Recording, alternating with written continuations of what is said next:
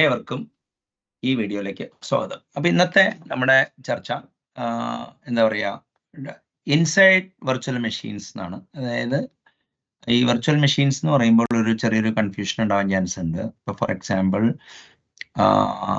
Amazon machine image അല്ലെങ്കിൽ Oracle virtual ബോക്സിൽ Linux ഓടിക്കുന്നു. അപ്പൊ ആ ടൈപ്പ് വെർച്വലൈസേഷൻ ആണ്. ഇനിയിപ്പോ കണ്ടെയ്നറൈസേഷന്റെ ഉള്ളിൽ നമ്മൾ വെർച്വലൈസേഷൻ ചെയ്യുന്നുണ്ട്. അതിനെക്കുറിച്ചല്ല ഇന്നത്തെ ചർച്ച. ലാംഗ്വേജ് റൺ ടൈംസിനെ കുറിച്ചാണ്. ലാംഗ്വേജ് റൺ ടൈംസ് എന്ന് പറഞ്ഞു കഴിഞ്ഞാൽ ജാവയുടെ റൺ ടൈം ആയിട്ട് ആവിർഭവിച്ച JVM, ജാവ വെർച്വൽ മെഷീൻ. അത് പിൽക്കാലത്ത് പല ലാംഗ്വേജ് ടാർഗറ്റ് ചെയ്ത മാതിരി തന്നെ മൈക്രോസോഫ്റ്റ് അവരുടെ വെർച്വൽ മെഷീന്റെ പേര് തന്നെ കോമൺ ലാംഗ്വേജ് റൺ ടൈം എന്നാണ്. അപ്പോൾ കോമൺ ആയിട്ടുള്ള ഒരു ലാംഗ്വേജ് റൺ ടൈം എന്നാണ് എഴുതേണ്ടത്. അല്ലാണ്ട് കോമൺ ലാംഗ്വേജ് പിന്നെ റൺ ടൈം അല്ല. ഓക്കെ, അപ്പൊ കോമൺ ലാംഗ്വേജ് റൺ ടൈം ആണ് model citizens for virtual machine. ഇപ്പൊ വെർച്വൽ മെഷീൻ അവിടെ മാത്രമാണോ ഉള്ളതെന്ന് പറഞ്ഞു കഴിഞ്ഞാൽ ഇപ്പൊ പൈത്തണിലും PHPയിലും വെർച്വൽ മെഷീൻ ഉണ്ട്. അവിടെ പാരറ്റ് എന്നുള്ള ഒരു വെർച്വൽ മെഷീൻ ഇനിഷ്യേറ്റീവ് ഉണ്ടായിരുന്നു to compile Python, PHP and Perl. പക്ഷേ അതിന്റെ പ്രൊജക്ടിന്റെ സ്റ്റാറ്റസ് എന്താണെന്ന് ഞാൻ ഇപ്പൊ ട്രാക്ക് ചെയ്യാറില്ല. But around 2005 it was actually very hot. അപ്പോൾ ഈ whenever we say here after, അതായത് ഒരു സീരീസ് ഓഫ് പരമ്പര വെർച്വൽ മെഷീനിന്റെ ഇന്റേണൽസിനെ കുറിച്ച് കൊച്ചി ടെക് ഗ്രൂപ്പ് പ്ലാൻ ചെയ്യുന്നുണ്ട്. അതിന്റെ പാർട്ടായിട്ടുള്ള ഫസ്റ്റ് വീഡിയോ ആയിട്ട് ഇതിനെ കരുതാം. അപ്പോൾ കുറച്ച് നോട്ട്സ് ഇവിടെ ഇത് ചെയ്തിട്ടുണ്ട്. അപ്പോൾ ഇതിന്റെ ഒരു title spelunking JVM CLR architecture to understand how to design a VM. ഒരു VM എങ്ങനെ ഡിസൈൻ ചെയ്യാം എന്നുള്ളത് കളക്റ്റീവ്ലി എക്സ്പ്ലോർ ചെയ്യാം. അതേമാതിരി തന്നെ അത് എഡ്യൂക്കേഷണൽ പർപ്പസിന് കൂടി വേണ്ടിയുള്ള വീഡിയോ ആണ്.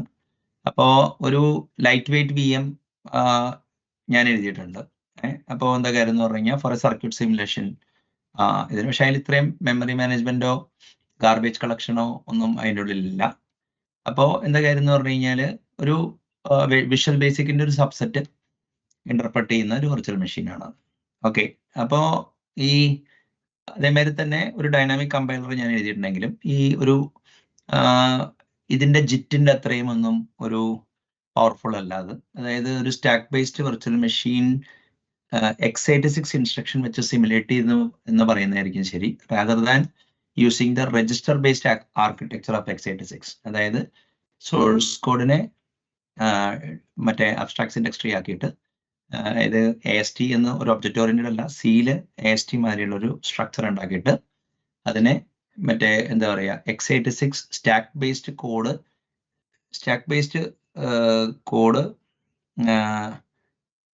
ട്രാൻസ്ലിറ്ററേറ്റ് ചെയ്ത മാതിരിയാണ് ചെയ്ത് x86 ഓടുന്നുള്ളൂ. But it improve the performance. പക്ഷെ it was not using the register based architecture. അപ്പോൾ ഇപ്പോൾ ഒരു ഇൻഡസ്ട്രിയൽ സ്ട്രെങ്ത് VMനെ കുറിച്ച് അത്ര എന്താ പറയുക, I would like to consider that I am not an expert. Okay, അപ്പോൾ ഇപ്പൊ എനിക്കാണെങ്കിലും ഈ സാധനം പഠിക്കുന്നതിൽ ഒരു ഇപ്പൊ primary subject matter at this point of time ഞാനാണെങ്കിലും ഇപ്പൊ എൻ്റെ കൂടെ ഇരിക്കുന്ന Sharath has investigated JVM for more than decade എന്ന് പറയുന്നത് last 8 years. He has presented in Madras Java user group. പിന്നെ കേരളത്തിൽ KK മകിലൊക്കെ JVM CLRനെ കുറിച്ച് കമ്പാരറ്റീവ് സ്റ്റഡി ഒക്കെ പുള്ളി പബ്ലിഷ് ചെയ്തിട്ടുണ്ട്. അതേമാതിരി തന്നെ Lal, who is sitting with me, has been working with .NET for last 15 years. He has got sizable insight into how CLR works. Garbage കളക്ഷനിലേക്ക് പുള്ളിയാണ് ഇപ്പോൾ എൻ്റെ അറിവിൽ ഏറ്റവും കൂടുതൽ CLRന്റെ ഗാർബേജ് കളക്ഷനെ കുറിച്ച് അറിയാവുന്ന ആള്. അപ്പോൾ ഇതാണ് ഇതിന്റെ ഗ്രൂപ്പ്. അപ്പോൾ Sarath will share his JVM and just done some study of CLR, and Lal has actually worked with CLR.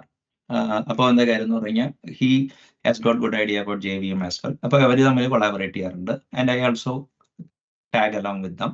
And Srijit, who has actually has worked with Objective-C and Swift. അപ്പോൾ Objective-C ലാംഗ്വേജിന്റെ ഒരു ഗുണം എന്താണെന്ന് വെച്ച് കഴിഞ്ഞാൽ അത് between the manual memory management of the C and the automatic memory management of the virtual machine, അതിന്റെ ഇടയിൽ ഒരു ഫേസ് ഉണ്ട്, reference counted management, memory management. So he has worked with that, and then he has worked with ARC, automatic reference counting. അതിനെ കുറിച്ച് പറയുന്നതായിരിക്കും.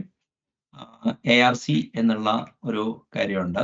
അതായത് compiler will actually determine the lifetime of the object doing static analysis. അത് clang കമ്പൈലറിലേ ഉള്ളൂ, GCSൽ ഉണ്ടോ എന്നുള്ളത് check ചെയ്തിട്ടില്ല. അപ്പോൾ if you take a look at it, somebody who has crafted VM and knows x86 assembly language, plus somebody who has actually worked with JVM for a long time, and then somebody who has worked with CLR, and somebody who has worked with automatic reference counting and manual reference counting in the case of Objective-C. അപ്പോൾ ഈ ഒരു right mix ഉള്ളത് കൊണ്ട്, പിന്നെ there are people like Arun, okay, who has been working with CLR for a long time. പിന്നെ we will bring experts from Java world, okay, who are working with virtual machine in the coming sessions. അപ്പോൾ അവരെ invite ചെയ്യണേക്കാൾ മുമ്പ് all of us has to be on the same page. അപ്പോൾ അതും കൂടി ഇതിന്റെ ഉദ്ദേശം ഉണ്ട്. അപ്പോൾ JVM CLR, the internals of a cross platform. അപ്പോൾ അവിടെ ലാംഗ്വേജ് റൺ ടൈം എന്ന് ക്വാളിഫൈ ചെയ്ത് എന്തുകൊണ്ടാന്ന് വെച്ചാൽ in order to avoid confusion between the hardware virtual machine and the language run time. അപ്പോൾ in the case of containers, ഈ classical FreeBSD jail ആർക്കിടെക്ചറോ ഇനി അല്ലെങ്കിൽ LXC LXD ആർക്കിടെക്ചറിന്റെ ഉള്ളിൽ ഈ കണ്ടെയ്നർ എന്നുള്ളതൊരു പ്രോസസ് ട്രീ ആവുന്നുള്ളൂ. But Docker mandates that you should have a lightweight kernel inside their container, or you should use Scratch. ശരിക്കും പറഞ്ഞു കഴിഞ്ഞാൽ ഒരു കണ്ടെയ്നറിന് അതിന്റെ ഹോസ്റ്റ് ഓയിസ് ഷെയർ ചെയ്യാവുന്നതാണ്. പക്ഷെ ഐസൊലേഷൻ ഡോക്കർ അങ്ങനെ ചൂസ് ചെയ്തുകൊണ്ട് everybody things that there is some kind of a virtualization software running inside the Docker container, but whereas അതൊരു ലൈറ്റ് വെയിറ്റ് തങ്കിങ് കേർണൽ ആവാനാണ് ചാൻസ്. അപ്പോൾ ഈ JVM CLR ഒരു ക്രോസ് പ്ലാറ്റ്ഫോം ഓഫറിങ്സ്. ഈ Microsoft അവരുടെ life തുടങ്ങിയത് write in any language run in our platform എന്നുള്ളതായിരുന്നു. Windows ആയിരുന്നു അവരുടെ പ്ലാറ്റ്ഫോം ചോയ്സ്. പക്ഷേ ജാവയുടെ കുറച്ചുകൂടി ബ്രോഡർ ഗെയിം ആയിരുന്നു റൈറ്റ് വൺസ് റൺ എനിവെയർ എന്നായിരുന്നു. പക്ഷേ റൺ ആൾമോസ്റ്റ് എന്ന് നമുക്ക് പറയാൻ പറ്റുള്ളൂ. പിൽക്കാലത്ത് CLRന്റെ മുകളിൽ CLR ലിനക്സിലും മോണോ പ്രൊജക്റ്റ് വന്നിട്ട് they demonstrated that it can run on Linux and Mac OS X. ഇനി മൈക്രോസോഫ്റ്റ് Xamarin എന്നുള്ളൊരു ഓഫറിംഗ് മൊബൈൽ ഡെവലപ്മെന്റിന് വരെ കൊടുത്തിരുന്നു. പിന്നെ ഇപ്പോ മൈക്രോസോഫ്റ്റ് LLVM എക്സ്റ്റെൻസീവ്ലി ഉപയോഗിച്ചിട്ട് നമുക്ക് ക്രോസ് കമ്പൈലേഷൻ വരെ സപ്പോർട്ട് ചെയ്യുന്നുണ്ട്. അപ്പോൾ ഇന്ന് ഈ ഒരു എന്താ പറയാ, ഇനിയിപ്പോ CLRന്റെ ഒക്കെ ആർക്കിടെക്ചർ കണ്ടു കഴിഞ്ഞാൽ നമുക്ക് ഒരു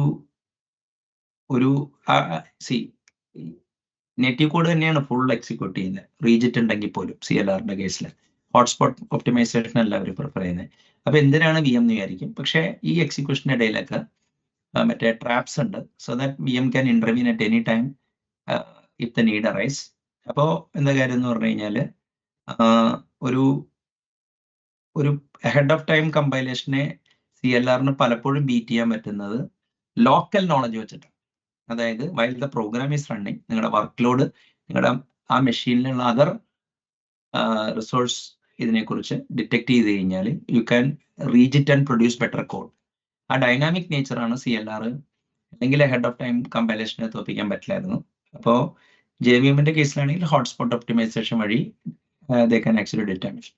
അപ്പോൾ ഇതൊരു ബൈനറി ലെവൽ ക്രോസ് പ്ലാറ്റ്ഫോം ആയിട്ടാണ്, ഓഫറിംഗ് ആയിട്ടാണ് JVMഉം CLRഉം വന്നത്. അപ്പോൾ ഈ ബൈനറി ലെവൽ എന്ന് പറഞ്ഞു കഴിഞ്ഞാൽ ഇപ്പോൾ നമ്മൾ ഉപയോഗിക്കുന്ന മിക്ക machines whether it is Windows, Linux or Mac x86 ആയിരുന്നു. ഇപ്പൊ ലാസ്റ്റ് 4-5 ഇയേഴ്സിൽ ആപ്പിൾ M1 എന്നുള്ള ഒരു ARM ഫാമിലിയിലുള്ള ഒരു സാധനമാണ് ഉപയോഗിക്കുന്നത്. ഈ AMDയുടെ ചിപ്പ് വാങ്ങിക്കുകയാണെങ്കിൽ അത് x86 ആർക്കിടെക്ചർ തന്നെയാണ്. അപ്പോൾ നമ്മൾ തൽക്കാലത്തേക്ക് M1 നമ്മൾ മാറ്റി നിർത്തുന്നു. വിൻഡോസ്, ലിനക്സ്, മാക് ഇൻ 2010 ചെയ്യുന്ന ഒരാള് x86 ആർക്കിടെക്ചറിന്റെ മുകളിലുള്ള കോഡാണ് റൺ ചെയ്യുന്നത്. അതൊരു CPU-ന്റെ ഇൻസ്ട്രക്ഷൻ സെറ്റ് ISA ആണ്. അപ്പോൾ ഈ ISA ക്ക് വേണ്ടിയാണ് കോഡ് ജനറേറ്റ് ചെയ്യുന്നത്. അപ്പോൾ വ്യത്യാസം എന്താണെന്ന് വെച്ച് കഴിഞ്ഞാൽ വിൻഡോസിന്റെ ബൈനറിയുടെ പേര് പോർട്ടബിൾ എക്സിക്യൂട്ടബിൾ എന്നാണ്. ലിനക്സിന്റെ ബൈനറിയുടെ പേര് എക്സ്റ്റെൻഡഡ് ലിങ്കർ ഫോർമാറ്റ് ആണ്, ഡ്വാർഫ് എന്ന കണ്ട ഒരു ഫോർമാറ്റ് ആണ് ഇവർ ഉപയോഗിക്കുന്നത്. അത് പാക്കേജിങ് ഫോർമാറ്റ് ആണ്. ഇൻസ്ട്രക്ഷൻ സെറ്റ് സെയിം തന്നെയാണ്. പക്ഷെ അവിടെയും ഒരു ചതി വന്നത് എന്താണെന്ന് വെച്ച് കഴിഞ്ഞാൽ ഈ ഒരു പ്രോഗ്രാം ഒരു സബ് റൂട്ടീൻ വേറൊരു സബ് റൂട്ടീനെ വിളിക്കുമ്പോൾ സ്റ്റാക്ക് വഴിയാണ് ഡാറ്റ എക്സ്ചേഞ്ച് ചെയ്യണത്. അപ്പോൾ 32 ബിറ്റിൽ വിൻഡോസിൻ്റെയും മാക്കിൻ്റെയും എനിക്ക് മാക്കിൻ്റെ അറിയാം, കാരണം മാക്കിൽ ഞാൻ 32 ബിറ്റിൽ പ്രോഗ്രാം ചെയ്തിട്ടുള്ള 64 ബിറ്റിൽ പ്രോഗ്രാം ചെയ്തിട്ടുള്ളൂ. 32 ബിറ്റ് വിൻഡോസും ലിനക്സും സെയിം ബൈനറി കൺവെൻഷൻ സ്റ്റാക്ക് കൺവെൻഷനാണ് ചെയ്തിരുന്നത്. ബട്ട് അൺഫോർച്ചുനേറ്റ്ലി മൈക്രോസോഫ്റ്റ് 64 ബിറ്റ് വന്നപ്പോൾ അവർ രജിസ്റ്റേഴ്സ് യൂസ് ചെയ്യാൻ തുടങ്ങി. അപ്പോൾ ഈ മറ്റേ എന്താ പറയുക, ആ ABI application binary interface diverge ചെയ്തിട്ടുണ്ട്. എന്ന സ്ഥാനത്ത് ഇപ്പോൾ നമുക്കിപ്പോൾ തൽക്കാലത്തേക്ക് 2010 32 ബിറ്റ് ആണെന്ന് വിചാരിക്കാം. അപ്പോൾ x86 ഇൻസ്ട്രക്ഷൻ സെറ്റ് ആണ് ഓടുന്നത് if your program runs on it. അപ്പൊ അതിന് പകരം അവരെന്ത് ചെയ്തതെന്ന് വെച്ച് കഴിഞ്ഞാൽ ഒരു വെർച്വൽ മൈക്രോ പ്രോസസ്സർ ഡിഫൈൻ ചെയ്യുക ചെയ്ത് Java community and as well as CLR. ആ വെർച്വൽ മൈക്രോ പ്രോസസ്സറിന്റെ പേര് അതൊരു സ്റ്റാക്ക് ബേസ്ഡ് VM ആണ്. അതിനെ ഒരു VM എന്ന് വിളിച്ചു. അതിനെ സ്റ്റാക്ക് ബേസ്ഡ് അല്ലെങ്കിൽ സ്റ്റാക്ക് ബേസ്ഡ് എക്സിക്യൂഷൻ എഞ്ചിൻ എന്നാണ് പറയേണ്ടത്. അപ്പോൾ CLR ആണെങ്കിലും .NET മറ്റേ JVM ആണെങ്കിലും സ്റ്റാക്ക് ബേസ്ഡ് വെർച്വൽ മെഷീനാണ് അവർ ഉപയോഗിക്കുന്നത്. എന്നിട്ട് അവർക്ക് അവരുടേതായ ഇൻസ്ട്രക്ഷൻ സെറ്റ് ഉണ്ട്. അപ്പോൾ ഈ സ്റ്റാക്ക് ബേസ്ഡ് വെർച്വൽ മെഷീനും രജിസ്റ്റർ ബേസ്ഡ് വെർച്വൽ മെഷീനും തമ്മിലുള്ള ഡിഫറൻസ് എന്താണെന്ന് വെച്ച് കഴിഞ്ഞാൽ ഈ എല്ലാ CPUസും ഒരു ലോഡ് സ്റ്റോർ ആർക്കിടെക്ചറാണ്. അതായത് you will move a value from memory or one register to another register and then you will load the operands and then you will do some എന്താ പറയുക ഓപ്പറേഷൻ ആൻഡ് റിസൾട്ടിങ് വാല്യൂ ഈ AX രജിസ്റ്ററിൽ വിട്ടിട്ടാണ് മറ്റേ return value ഒക്കെ CM ആയിട്ടുള്ള language ചെയ്യണേ. അപ്പോൾ രജിസ്റ്റേഴ്സ് ഇപ്പോൾ AX BX CX DX എന്നായിരുന്നു റിയൽ മോഡൽ. അത് EAX EBX ECX EDX എന്നാക്കിയതുണ്ട്. അതേമാതിരി മറ്റേ ഓപ്പറേഷണൽ രജിസ്റ്റേഴ്സും ഉണ്ട്, സെഗ്മെന്റ് രജിസ്റ്റേഴ്സ് ഉണ്ട്. ഇപ്പൊ stack segment, data segment, extra segment, source index, destination source index എന്ന് പറഞ്ഞാൽ SI അല്ല. സ്റ്റാക്ക് പോയിന്റർ സ്റ്റാക്ക് സെഗ്മെന്റിലായിരിക്കും. മറ്റേ എന്താ പറയുക ഈ കോഡ് സെഗ്മെന്റിലായിരിക്കും ഇൻസ്ട്രക്ഷൻ പോയിന്റർ, CSIP എന്നാ പറയണത്. അപ്പോൾ അങ്ങനെ കുറച്ച് രജിസ്റ്റേഴ്സിലാണ് ഈ ഡാറ്റ സ്റ്റോർ ചെയ്തിരുന്നത്. അപ്പോൾ എന്ത് പറ്റുമെന്ന് വെച്ചാൽ ടാസ്ക് സ്വിച്ച് ചെയ്യുമ്പോൾ ഈ രജിസ്റ്റർ സ്വാപ്പ് ചെയ്തിട്ട് അടുത്ത രജിസ്റ്റർ ചെയ്തിട്ട് അങ്ങനെയാണ് ത്രെഡിങ് ഒക്കെ മൈക്രോ പ്രോസസ്സറിൽ വർക്ക് ചെയ്യണത്. അപ്പോൾ അങ്ങനെ ചെയ്യുന്നതിന് പകരം ഇവര് എന്ത് ചെയ്തു എന്ന് വെച്ച് കഴിഞ്ഞാൽ ഇവര് ഒരു ഐഡിയലൈസ് വെർച്വൽ മെഷീൻ ഉണ്ടാക്കി. Rather than using registers for moving അവരൊരു ഓപ്പറന്റ് സ്റ്റാക്ക് എന്ന് പറയുന്ന സാധനം ഉണ്ടാക്കി. അതിൽ പുഷും പോപ്പും ചെയ്ത് മറ്റേ എക്സിക്യൂട്ടീവ് ഒരു പ്യുവർ ഇന്റർപ്രറ്റർ മോഡൽ JVM-ഉം CLR-ഉം അങ്ങനെ തന്നെ വർക്ക് ചെയ്യുന്നത്. It's nothing but A interpreter for the user code, but that interpreter is compiled because അത് ഓരോ പ്ലാറ്റ്ഫോമിലും സെയിം ആയിരിക്കും. ഇങ്ങനെയാണ് അതായത് most virtual machines R stack based VM എന്ന് പറയുന്നത്. അപ്പോൾ എന്താ കാര്യം എന്ന് പറഞ്ഞാൽ ഈ പ്രോഗ്രാം ഓടിക്കൊണ്ടിരിക്കുമ്പോൾ ഇപ്പൊ ജാവയുടെ കേസ് ഇപ്പോൾ ഹോട്ട്സ്പോട്ട് JVM ആണെങ്കിൽ അവരെന്താ ചെയ്യുന്നതെന്ന് വെച്ച് കഴിഞ്ഞാൽ ഫ്രീക്വന്റ്ലി യൂസ്ഡ് ലൂപ്സോ ഇനി അല്ലെങ്കിൽ സബ് റൂട്ടീൻസ് ഒക്കെ അവര് മറ്റേ എന്താ പറയുക കമ്പൈൽ ചെയ്തിട്ട് പരമാജ എന്ന് പറഞ്ഞൊരു സ്ഥലത്തായിരുന്നു ആദ്യം വെച്ചിരുന്നത്. ഇപ്പൊ മെറ്റാസ്പേസ് എന്ന് പറഞ്ഞ സ്ഥലത്ത് അവര് ഈ പറയുന്ന x86 കോഡ് ഓടുന്നുണ്ട്. അല്ലെങ്കിൽ ടാർഗറ്റ് മെഷീൻ ഇപ്പൊ RISC-V ആണ്, RISC-V ARM ആണ് ARM. അപ്പോൾ ARM എന്ന് പറഞ്ഞ ഒരു CPU ഇല്ല, ARM ഒരു ആർക്കിടെക്ചറാണ്. അത് ARM ആർക്കിടെക്ചറിൽ പല ആൾക്കാരും CPUs ഉണ്ടാക്കിയിട്ടുണ്ട്. ആ CPUവിന്റെ ഇൻസ്ട്രക്ഷൻ സെറ്റ് ക്യാഷ് ചെയ്ത് വെക്കും. അപ്പോൾ അങ്ങനെയാണ് പെർഫോമൻസ് ഈ രജിസ്റ്റർ ബേസ്ഡ് മെഷീനിലോട്ട് കൺവേർട്ട് ചെയ്യും. അപ്പോൾ ഈ എന്താ പറയുക അതാ പറഞ്ഞ user code compiled into IL byte code അത് ഇന്റർപ്രറ്റഡ് ആണ് by an interpreter which is compiled. അതായത് ആ വെർച്വൽ മെഷീൻ ഇപ്പോൾ x86 മെഷീൻ ആണെങ്കിൽ ഒരു ഓൺ വിൻഡോസ് ആണെങ്കിൽ portable executable binary which can run on an x86 processor ആയിരിക്കും. മറ്റേ ARM-ല് M1-ന് വേണ്ടിയ ബൈനറി ഉണ്ടാക്കിയിട്ടുണ്ടെങ്കിൽ മറ്റേ JVM ഉണ്ടാക്കിയിട്ടുണ്ടെങ്കിൽ that will be compiled for M1 on മാക്കിന്റെ ബൈനറി ഫോർമാറ്റിലായിരിക്കും. അപ്പോൾ ഈ മറ്റേ എന്താ പറയാ ഈ ജാവയുടെ കേസിലാണെങ്കിൽ രണ്ട് തരം കമ്പൈലേഴ്സ് ഉണ്ട്, C1 കമ്പൈലർ ഉണ്ട്, C2 കമ്പൈലർ ഉണ്ട്. അപ്പോൾ നൈവ് ഒപ്റ്റിമൈസേഷൻ നമ്മൾ C1 കമ്പൈലർ വെച്ചിട്ടും സെർവർ കമ്പൈലർ എന്ന് പറയും. ഇപ്പോൾ സെർവർ വർക്ക് ലോഡ്സ് ഒക്കെ വരുമ്പോൾ അഡീഷണൽ അഗ്രസീവ് ഒപ്റ്റിമൈസേഷൻ വേണം, സ്ലൈറ്റ്ലി സ്ലോ ആയിരിക്കും. പിന്നെ എന്താ കാര്യം എന്ന് പറഞ്ഞാൽ ഇതിൻ്റെ ഉള്ളിൽ മറ്റേ റീജിറ്റ് ചെയ്യും. ഓക്കെ, അപ്പോൾ ഈ മറ്റേ ഇതൊരു .NET JVM CLR അതല്ല, virtual machines in general and how JIT and Microsoft JIT and Java JIT maps into that architecture ആണ് നോക്കുന്നത്. പിന്നെ ഈ രണ്ടിലും ഈ മറ്റേ പ്രൊഫൈൽ ചെയ്ത് പ്രൊഫൈൽ ഗൈഡഡ് ഒപ്റ്റിമൈസേഷൻ ഉണ്ട്. അപ്പോൾ പെർഫോമൻസ് സ്ലോ ആവുക, ബെറ്റർ ഹ്യൂറിസ്റ്റിക്സ് അവൈലബിൾ ആണെങ്കിൽ അവർ റീജിറ്റ് ചെയ്യും. അപ്പോൾ ഒരു വ്യത്യാസം എന്താണെന്ന് വെച്ച് കഴിഞ്ഞാൽ, ഈ മൈക്രോസോഫ്റ്റ് AOT ഓപ്ഷൻ ഉണ്ടെങ്കിലും നിങ്ങളിപ്പോൾ ഒരു .NET അസംബ്ലി ഉണ്ടാക്കുകയാണെങ്കിൽ അത് ലോഡ് ചെയ്ത് കഴിഞ്ഞാൽ ലോഡ് ടൈമിൽ തന്നെ target machine language most open x86 അത് മറ്റേ ട്രാൻസ്ലേറ്റ് ചെയ്തിട്ടാണ് റൺ ചെയ്യുന്നത്. അപ്പൊ അതിനൊരു റീസൺ എന്താന്ന് വെച്ച് കഴിഞ്ഞാൽ, മൈക്രോസോഫ്റ്റ് മിക്ക കാര്യങ്ങളും റൺ ടൈമിലാണ് ഹാൻഡിൽ ചെയ്യുന്നത്, ലെക്സിക്കൽ ലെവലിലല്ല.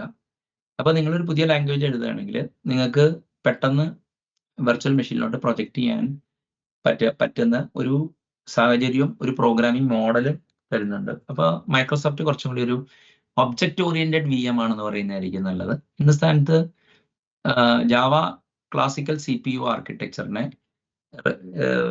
സ്റ്റാക്ക് ബേസ്ഡ് ആക്കിയെന്നുള്ളൂ. പക്ഷേ സ്റ്റിൽ ഇറ്റ് ഫോളോസ് ഒരു സബ് റൂട്ടീൻ കോൾ വരെയുള്ള എന്താ പറയുക ഫങ്ഷൻസ് മെക്കാനിസം അതിലുള്ളൂ. അപ്പോൾ you can use invoke static, invoke dynamic.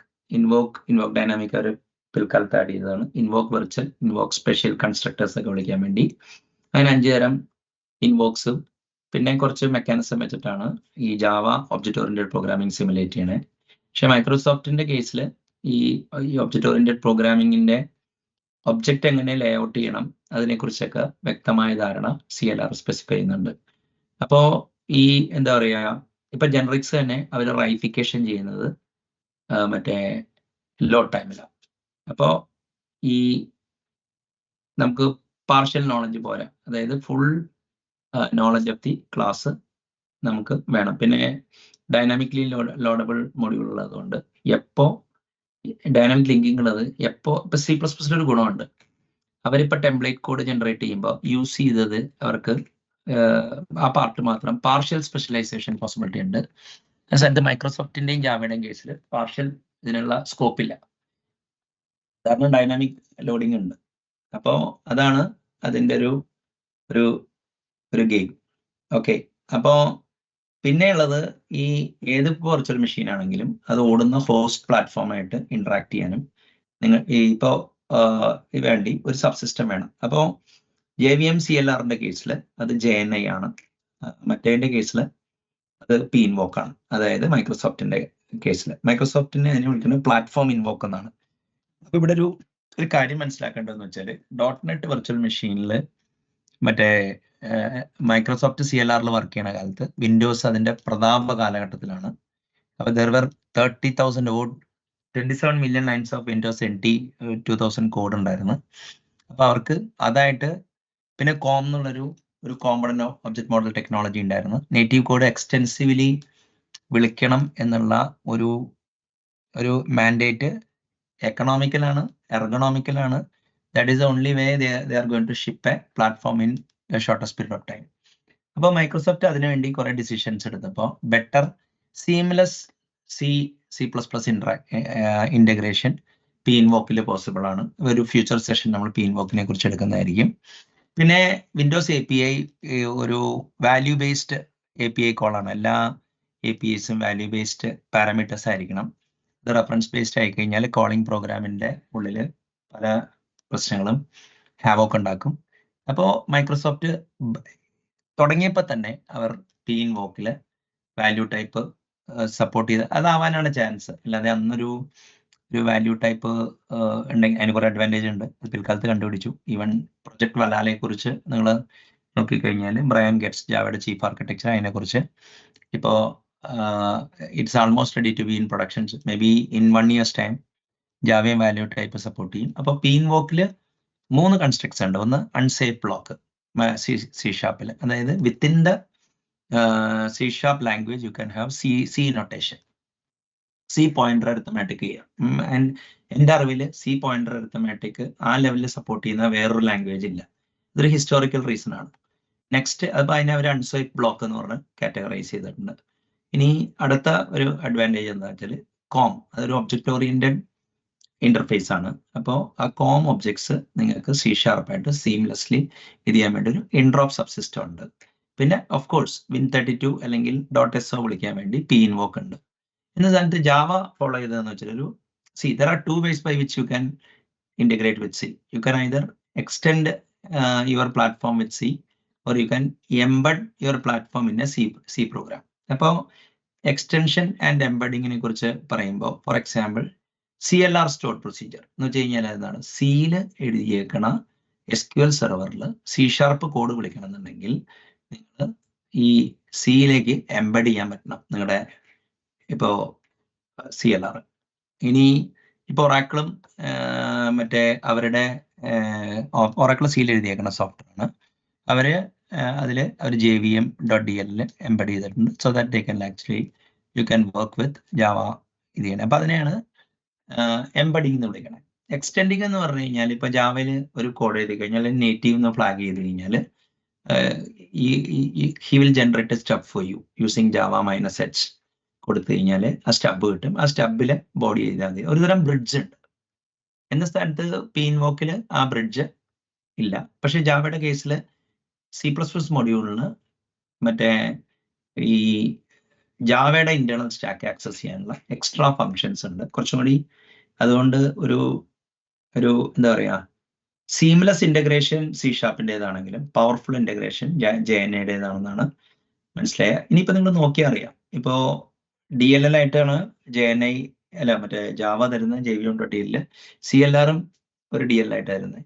അപ്പോൾ നമ്മളിപ്പോൾ CSC കമ്പൈലർ വിളിക്കുകയോ അല്ലെങ്കിൽ ഇപ്പോൾ വിൻഡോസിലൊരു പ്രശ്നമുണ്ട്. ഇപ്പോൾ നമ്മൾ ഒരു .NET.exe കൊടുത്തു കഴിഞ്ഞാൽ ഓട്ടോമാറ്റിക്കലി അത് ലോഡ് ചെയ്യും. അതെന്തുകൊണ്ടാണെന്ന് വെച്ചാൽ വിൻഡോസിന്റെ ലോഡറിൽ ഒരു പർട്ടിക്കുലർ പോർട്ടബിൾ എക്സിക്യൂട്ടബിൾ ഫോർമാറ്റിൽ പർട്ടിക്കുലർ സ്ഥലത്ത് പോയി നോക്കിക്കഴിഞ്ഞാൽ അത് .NET CLR ബൈനറി ആണോ നേറ്റീവ് ബൈനറി ആണോ എന്ന് കണ്ടുപിടിക്കാൻ ഒരു വഴിയുണ്ട്. അങ്ങനെ ട്രാൻസ്പെറൻ്റ്ലി CLR ലോഡ് ചെയ്യാനാണ്. അപ്പോൾ CLR പ്രോഗ്രാമാണ് നിങ്ങളുടെ ഈ CLR ലോഡ് ചെയ്യാൻ, ആ ലോഡറാണ് CLRനെ ലോഡ് ചെയ്യണം. CLR ആണ് നിങ്ങളുടെ യൂസർ മോഡൽ ഇത് ചെയ്യണേ. അപ്പോൾ ഇപ്പോൾ Python.exe എന്ന് പറഞ്ഞു കഴിഞ്ഞാൽ Python DLLന്റെ മുകളിലുള്ള ഒരു ഷെല്ല് മാത്രമാണ്. അപ്പോൾ പൈത്തണിന്റെ ഒരു ഇന്റർപ്രറ്ററിന്റെ ഇൻസ്റ്റൻസ് ഉണ്ടാക്കിയിട്ട് വേണം ഇത് ലോഡ് ചെയ്യാൻ. അതേമാതിരി തന്നെ CLRന്റെ ഒരു ഇൻസ്റ്റൻസ് ഉണ്ടാക്കിയിട്ട് വേണം മറ്റേ CLR പ്രോസസ് ഓടാൻ വേണ്ടി.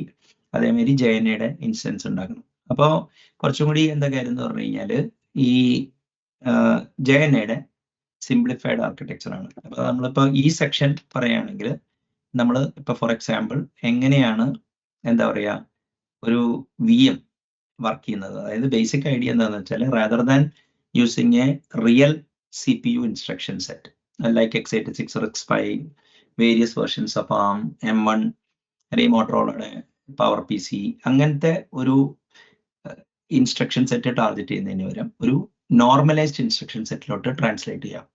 എന്നിട്ട് അതായത് ഇപ്പോൾ ജാവ ബൈറ്റ് കോഡും IL അങ്ങനത്തെ ഒരു സാധനമാണ്. അപ്പോൾ നിങ്ങളുടെ കോഡ് ലോഡ് ചെയ്ത് കഴിഞ്ഞിട്ട് എന്താ പറയുക ഒരു ലോഡർ, അതായത് CLRൻ്റെയോ അല്ലെങ്കിൽ JVMൻ്റെയോ വെർച്വൽ മെഷീൻ ഇൻസ്റ്റൻസ് നിങ്ങളുടെ കോഡ് ലോഡ് ചെയ്തിട്ട് ഐദർ ഇന്റർപ്രറ്റ് ചെയ്യോ അല്ലെങ്കിൽ ഹോട്ട്സ്പോട്ട് കണ്ടിട്ടോ അല്ലെങ്കിൽ അഹെഡ് ഓഫ് ടൈമോ ജസ്റ്റ് ഇൻ ടൈം കമ്പൈലേഷൻ വഴി നേറ്റീവ് മെഷീനിൽ ഓടിക്കുന്ന ഒരു ആർക്കിടെക്ചറിന് എന്താ പറയുക പോർട്ടബിലിറ്റി കിട്ടുമെന്ന് മാത്രമല്ല കുറേ ലാംഗ്വേജ് ഇൻഫ്രാസ്ട്രക്ചർ ഷെയർ ചെയ്യാനും പറ്റും. അപ്പോൾ depending upon the philosophy of these languages JVM and CLR has diverged. I have given enough summary about what is there between JVM and CLR. ഇനി we will actually discuss it. അപ്പോൾ next ഒരു മൂന്ന് set ഉള്ളത്. അടുത്തത് instruction execution, അതാ virtual CPU execution എന്നാണ് വിചാരിച്ചിരുന്നത്. അതായത് ഇപ്പോൾ നമ്മളൊരു പ്രോഗ്രാം എടുക്കുകയാണെങ്കിൽ ഇപ്പൊ നേരത്തെ ഞാൻ പറഞ്ഞു ഗാർബേജ് കളക്ഷനെ കുറിച്ച് പറഞ്ഞു കഴിഞ്ഞപ്പം ഈ എന്താ പറയുക ഈഡൻ സ്പേസ്, ഇപ്പൊ ജാവയുടെ കേസിലാണ് ഈഡൻ സ്പേസ് ഉണ്ട്, S0 സ്പേസ് ഉണ്ട്, S1 സ്പേസ് ഉണ്ട്, പിന്നെ ഓൾഡ് ഉണ്ട്, ഹമംഗസ് ഒബ്ജക്റ്റ് ഉണ്ട്, പിന്നെ പെർമാജൻ അല്ലെങ്കിൽ മറ്റേ ഈ മറ്റേ സ്റ്റാക്ക് ഒരു സ്പേസ്, എന്ത് സ്പേസ് ആണ് മെറ്റാ സ്പേസ് അല്ലെ, മെറ്റാ സ്പേസ് ഉണ്ട്. അപ്പൊ അങ്ങനെ ഡിവൈഡ് ചെയ്തേക്കണ മാതിരി അത് ഹീപ്പിനെ അങ്ങനെയാണ് ഓർഗനൈസ് ചെയ്തേക്കുന്നത്. ഹീപ്പിന്റെ ഓർഗനൈസേഷൻ ആണ്. ഓപ്പറന്റ് സ്റ്റാക്ക് എന്ന് പറഞ്ഞ സാധനം ഇവിടെ വേണ്ടി വരുന്നത് എന്തുകൊണ്ടാണെന്ന് വെച്ചാൽ ഇവിടെ രജിസ്റ്റേഴ്സ് ഇല്ല. പിന്നെ എല്ലാ ലാംഗ്വേജസിലും ഇപ്പൊ കമ്പ്യൂട്ടിംഗ് തുടങ്ങിയപ്പോൾ ഇപ്പൊ ഞാൻ അതിന്റെ ഒരു ഒറിജിൻ പറഞ്ഞാല് ഇൻസ്ട്രക്ഷൻ എക്സിക്യൂഷൻ എഞ്ചിനെ കുറിച്ച് കൂടുതൽ മനസ്സിലാവുള്ളൂ. കമ്പ്യൂട്ടിംഗ് തുടങ്ങി കഴിഞ്ഞപ്പോൾ ആൾക്കാർ ഇപ്പൊ ഫോർട്രാന്റെ തുടക്കകാലത്തൊക്കെ ലോക്കൽ ജമ്പ് ഉണ്ടെങ്കിലും നമ്മൾ കോഡ് എഴുതിയിരുന്നത് ശരിക്കും പറഞ്ഞു കഴിഞ്ഞാൽ ഒരു സ്ട്രെയിറ്റ് ലൈൻ ആയിട്ടാണ്. ഓക്കെ, പിന്നെയാണ് ആൾക്കാർ സബ് റൂട്ടീൻ കണ്ടുപിടിച്ചത്. ഇപ്പൊ സബ് റൂട്ടീൻ എന്ന് പറഞ്ഞാൽ ഒന്നുമില്ല, അതായത് നിങ്ങളുടെ മേജർ കുറെ കോൾ സ്റ്റേറ്റ്മെന്റ് ആയിരിക്കും കോർ പ്രോഗ്രാം ഓരോ സ്ഥലത്തേക്ക് ജമ്പ് ചെയ്യുമ്പോൾ ഗ്ലോബൽ വേരിയബിൾ ഷെയർ ചെയ്യും. അപ്പൊ അതിന്റെ ഒരു പ്രശ്നം എന്താണെന്ന് വെച്ചാൽ അത് ത്രെഡ് ഫ്രണ്ട്ലി അല്ല. ഓക്കെ, അപ്പൊ അങ്ങനെ വന്നു കഴിഞ്ഞപ്പോൾ സബ് റൂട്ടീനിൽ നിന്നാണ് നെക്സ്റ്റ് ഇതാണ് പ്രൊസീജിയർ എന്നുള്ളൊരു കൺസെപ്റ്റ് വരുന്നത്. പ്രൊസീജിയറിൽ എന്ത് ചെയ്തതെന്ന് വെച്ച് കഴിഞ്ഞാൽ ലോക്കൽ പാരാമീറ്റേഴ്സ് ലോക്കൽ വേരിയബിളും സ്റ്റാക്കിൽ ഉണ്ടാക്കിയിട്ട് സ്റ്റാക്കിനെ സ്റ്റാക്ക് ഫ്രെയിമായിട്ട് ഡിവൈഡ് ചെയ്തിട്ട്, അപ്പോൾ ഈ ഒരു സ്റ്റാക്ക് ഫ്രെയിം എന്ന് പറയുന്ന സാധനമുണ്ട്. അതായത് ഇപ്പൊ ഫോർ എക്സാമ്പിൾ എല്ലാ ത്രെഡിനും ഇപ്പൊ നമ്മളിപ്പോ സിംഗിൾ ത്രെഡഡ് ഏരിയയിലാണെങ്കിൽ മെയിൻ വിളിക്കുന്നു, മെയിനിൽ നിന്ന് എ വിളിക്കുന്നു, എയിൽ നിന്ന് ബി എന്ന് വിളിക്കുകയാണെങ്കിൽ 3 സ്റ്റാക്ക് ഫ്രെയിം അവിടെ ഉണ്ടാവും. റിക്കർസീവ് കോളിന്റെ കേസിലാണെങ്കിൽ എത്ര ഇൻവോക്കേഷൻ ഉണ്ടോ, ആക്റ്റീവ് ഇൻവോക്കേഷൻ 8 ബി ഫിനിഷ്ഡ് ഉണ്ടോ അത്രയും സ്റ്റാക്ക് ഫ്രെയിം ഉണ്ടാവും. അപ്പൊ സ്റ്റാക്ക് എന്ന് പറയുന്നത് ഒരു ശരിക്കും പറഞ്ഞു കഴിഞ്ഞാൽ സ്റ്റാക്ക് സെഗ്മെന്റ് സ്റ്റാക്ക് പോയിന്റർ എന്ന് പറയുന്ന സാധനമുണ്ട്. സ്റ്റാക്ക് സെഗ്മെന്റ് സ്റ്റാക്ക് പോയിന്റർ തന്നെ സിസ്റ്റം മെമ്മറിയിൽ ഒരു ഏരിയ ആയിരിക്കും ഇത് ചെയ്തത്. അതിൽ തന്നെ ലോജിക്കൽ ഗ്രൂപ്പിംഗ് ഉണ്ടാവും. ഓരോ ത്രെഡിനും ഓരോ ലോക്കൽ വേരിയബിൾ സ്റ്റാക്ക് ഉണ്ടാവും. അതിൽ തന്നെ സ്റ്റാക്ക് ഫ്രെയിം ഉണ്ടാവും. അപ്പൊ ഒരു ചലഞ്ച് ഇപ്പൊ ഗാർബേജ് കളക്ഷനെ കുറിച്ചൊക്കെ പറഞ്ഞിരുന്നപ്പോ എന്താ കാര്യം എന്ന് പറഞ്ഞാൽ സിയുടെ കേസിൽ ഒരു ഗാർബേജ് കളക്റ്റഡ് ലാംഗ്വേജ് ആവാൻ പറ്റാത്തതിന്റെ ഒരു റീസൺ എന്ന് പറയുന്നത് അലിയാസ് അനാലിസിസ് പോയിന്റർ അരിത്തമാറ്റിക് കാരണം you will blow up the മറ്റേ എന്താ പറയാ മെഷീൻ ഫോർ ഷുവർ. പിന്നെ അടുത്തതെന്ന് പറഞ്ഞു കഴിഞ്ഞാല് സ്റ്റാക്ക് ട്രൂ സെൻസിൽ സ്റ്റാക്കാണ്. അതായത് local variable parameters local variable stack pointer decrement ചെയ്തിട്ടാണ് ആ സ്പേസിൽ ഇടുന്നത്. അപ്പോൾ അവിടുന്ന് ഈ എന്താ പറയാ നമുക്ക് ഹീപ്പ് ഒബ്ജക്റ്റോ ഇനിയിപ്പോ ആ സ്റ്റാക്കിൽ തന്നെ നമുക്ക് ഇൻസ്റ്റൻസ് ക്രിയേറ്റ് ചെയ്യാം. അപ്പോൾ അങ്ങനെ ഒരു മെന്റൽ മോഡൽ ഒരാൾക്ക്, അതായത് ഓരോ ത്രെഡിനും ഓരോ സ്റ്റാക്ക് ഉണ്ടെങ്കിൽ ഗാർബേജ് കളക്ഷൻ ഇമാജിൻ ചെയ്യാൻ തന്നെ ഡിഫിക്കൽട്ടാണ്. ഓക്കെ, കാരണം അത് ട്രൂ സ്റ്റാക്കാണ്. പക്ഷെ ജാവയുടെയൊക്കെ അവരെന്ത് ചെയ്തതെന്ന് വെച്ച് കഴിഞ്ഞാൽ ഈ പാരാമീറ്റർ സ്റ്റാക്ക് കോൾ സ്റ്റാക്ക് എന്ന് തന്നെ വിളിക്കണേ പാരാമീറ്റർ കോൾ സ്റ്റാക്കിൽ തന്നെ വെച്ചു. പക്ഷേ ഈ മറ്റേ ലോക്കൽ വേരിയബിൾസ് അവര് ഒരു ത്രെഡ് ലോക്കൽ അലോക്കേഷൻ ബഫർ എന്ന് പറയുന്ന സ്ഥലത്തേക്ക് ഒരു പോയിന്റർ ആയിട്ട് വെച്ചു. അപ്പൊ ഒരു തരം സ്പഗറ്റി സ്റ്റാക്ക് ആണ്. അതായത് rather than embedding local variables inside the call stack, they put a reference to an area which has got local variable pertaining to that stack frame. അങ്ങനെയാണ് അവര് അത് ചെയ്തത്. അപ്പൊ എന്ത് പറ്റുമെന്ന് വെച്ചാൽ garbage collection becomes an easier stuff because thread local allocation buffer or അതിന്റെ equivalent ആയിട്ടുള്ള സ്പഗറ്റി സ്റ്റാക്കിന്റെ ബഫർ ഹീപ്പിന്റെ പല രീതിയിലുള്ള ഡിവിഷനും തമ്മിലുള്ള ഒരു ഗെയിമായി മാറി. പെർഹാപ്സ് ഓപ്പറന്റ് സ്റ്റാക്കിലെ കറണ്ട് അതിൽ എന്തൊക്കെ എംബഡഡ് ആയിരിക്കും അത് വാക്ക് ചെയ്യാൻ പറ്റുമെന്ന് തോന്നുന്നില്ല. കാരണം അത് ആൾറെഡി എന്താ പറയാ ആ റെഫറൻസ് വേറെ സ്ഥലത്ത് ഉണ്ടാവും. ഓക്കെ, അപ്പൊ ഡുപ്പ് എന്ന് പറഞ്ഞാൽ ഇതൊക്കെ വെച്ചിട്ടാണ് നമ്മൾ വാല്യൂവും റെഫറൻസും ഒക്കെ ക്ലോൺ ചെയ്യുന്നത്. അപ്പൊ ഒറിജിനൽ വാല്യൂമ തൊടാറില്ല. അപ്പോൾ ഓപ്പറന്റ് സ്റ്റാക്ക് വേണമെന്നില്ല. ത്രെഡ് ലോക്കൽ അലോക്കേഷൻ ബഫർ എടുത്ത് ഈ ഹീപ്പിന്റെ ഏരിയ ഇതിനെ കുറിച്ച് ജി സിക്ക് നല്ല ഇതുണ്ട്. ഇത് ജി സിക്ക് കൊടുക്കും. G C will actually give a fresh TLAB will be at ആ സമയത്തുള്ള സിങ്ക്രണൈസേഷൻ മ്യൂട്ടേഷൻ ഒക്കെ G C will take care of. അതിന് പല സ്ട്രാറ്റജീസ് ഉണ്ട്. That's a topic in its own right. അത് നമ്മൾ ഇത് ചെയ്യാൻ പറ്റും. അപ്പൊ സ്റ്റാക്കും every thread has its own stack. പിന്നെ എന്താ കാര്യം എന്ന് പറഞ്ഞു കഴിഞ്ഞാൽ ഈ പാരാമീറ്റർ ഇതിൽ ഞാനിപ്പോൾ പറഞ്ഞ കാര്യങ്ങളൊക്കെ മിക്കതുകൊണ്ട് ഈ ഓപ്പറന്റ് സ്റ്റാക്ക് ഇപ്പോൾ ഒരു 2+3 × 4 ആണെങ്കിൽ 2, 3, 4 × +9 ആയിരിക്കും അതിന്റെ റിവേഴ്സ് പോളിഷ് നൊട്ടേഷൻ ഫോം. അതായത് ഇൻഫിക്സ് പ്രെഫിക്സ് പോസ്റ്റ് ഫിക്സ് ആണ്. പ്രെഫിക്സ് സ്കീം സ്റ്റൈൽ നൊട്ടേഷൻ ആണ്. എസ് എക്സ്പ്രഷൻ ഒക്കെ അങ്ങനെയാണ് ഇരിക്കുന്നത്. പോസ്റ്റ് ഫിക്സ് നൊട്ടേഷൻ ആണ്. ഇപ്പൊ പോസ്റ്റ് സ്ക്രിപ്റ്റ് അത് ഡിസ്പ്ലേ പോസ്റ്റ് സ്ക്രിപ്റ്റ് അല്ലെങ്കിൽ അഡോബി ഒക്കെ ഉപയോഗിക്കുന്നത് 2, 3, 4 × എന്നുള്ളതായിരിക്കും. അപ്പൊ അതിനെ നമ്മൾ ലിറ്ററലി ട്രാൻസ്ലേറ്റ് ചെയ്ത് കഴിഞ്ഞാൽ ഒരു ഓപ്പറന്റ് കണ്ടു ഓപ്പറന്റ് സ്റ്റാക്കിലോട്ട് പുഷ് ചെയ്തു, അടുത്ത ഓപ്പറന്റ് കണ്ടു ഓപ്പറന്റ് സ്റ്റാക്കിലോട്ട് പുഷ് ചെയ്തു, അടുത്തത് കണ്ടു, അങ്ങനെ എല്ലാം ചെയ്ത് കഴിയുമ്പോൾ എന്താ കാര്യം എന്ന് പറഞ്ഞു കഴിഞ്ഞാൽ ഒരു ഓപ്പറേറ്ററെ കണ്ടു. അപ്പൊ എന്ത് ചെയ്യുന്ന വെച്ചാൽ സ്റ്റാക്കിൽ നിന്ന് പോപ്പ് ചെയ്തിട്ട് എന്താ പറയാ ഈ അത് അപ്ലൈ ചെയ്യും. അത് കഴിഞ്ഞിട്ട് വീണ്ടും അത് സ്റ്റാക്കിലോട്ട് പുഷ് ചെയ്യും. അങ്ങനെ റെഡ്യൂസ് ചെയ്ത് 14 വാല്യൂ കിട്ടുന്നതാണ് കാണിക്കുന്നത്.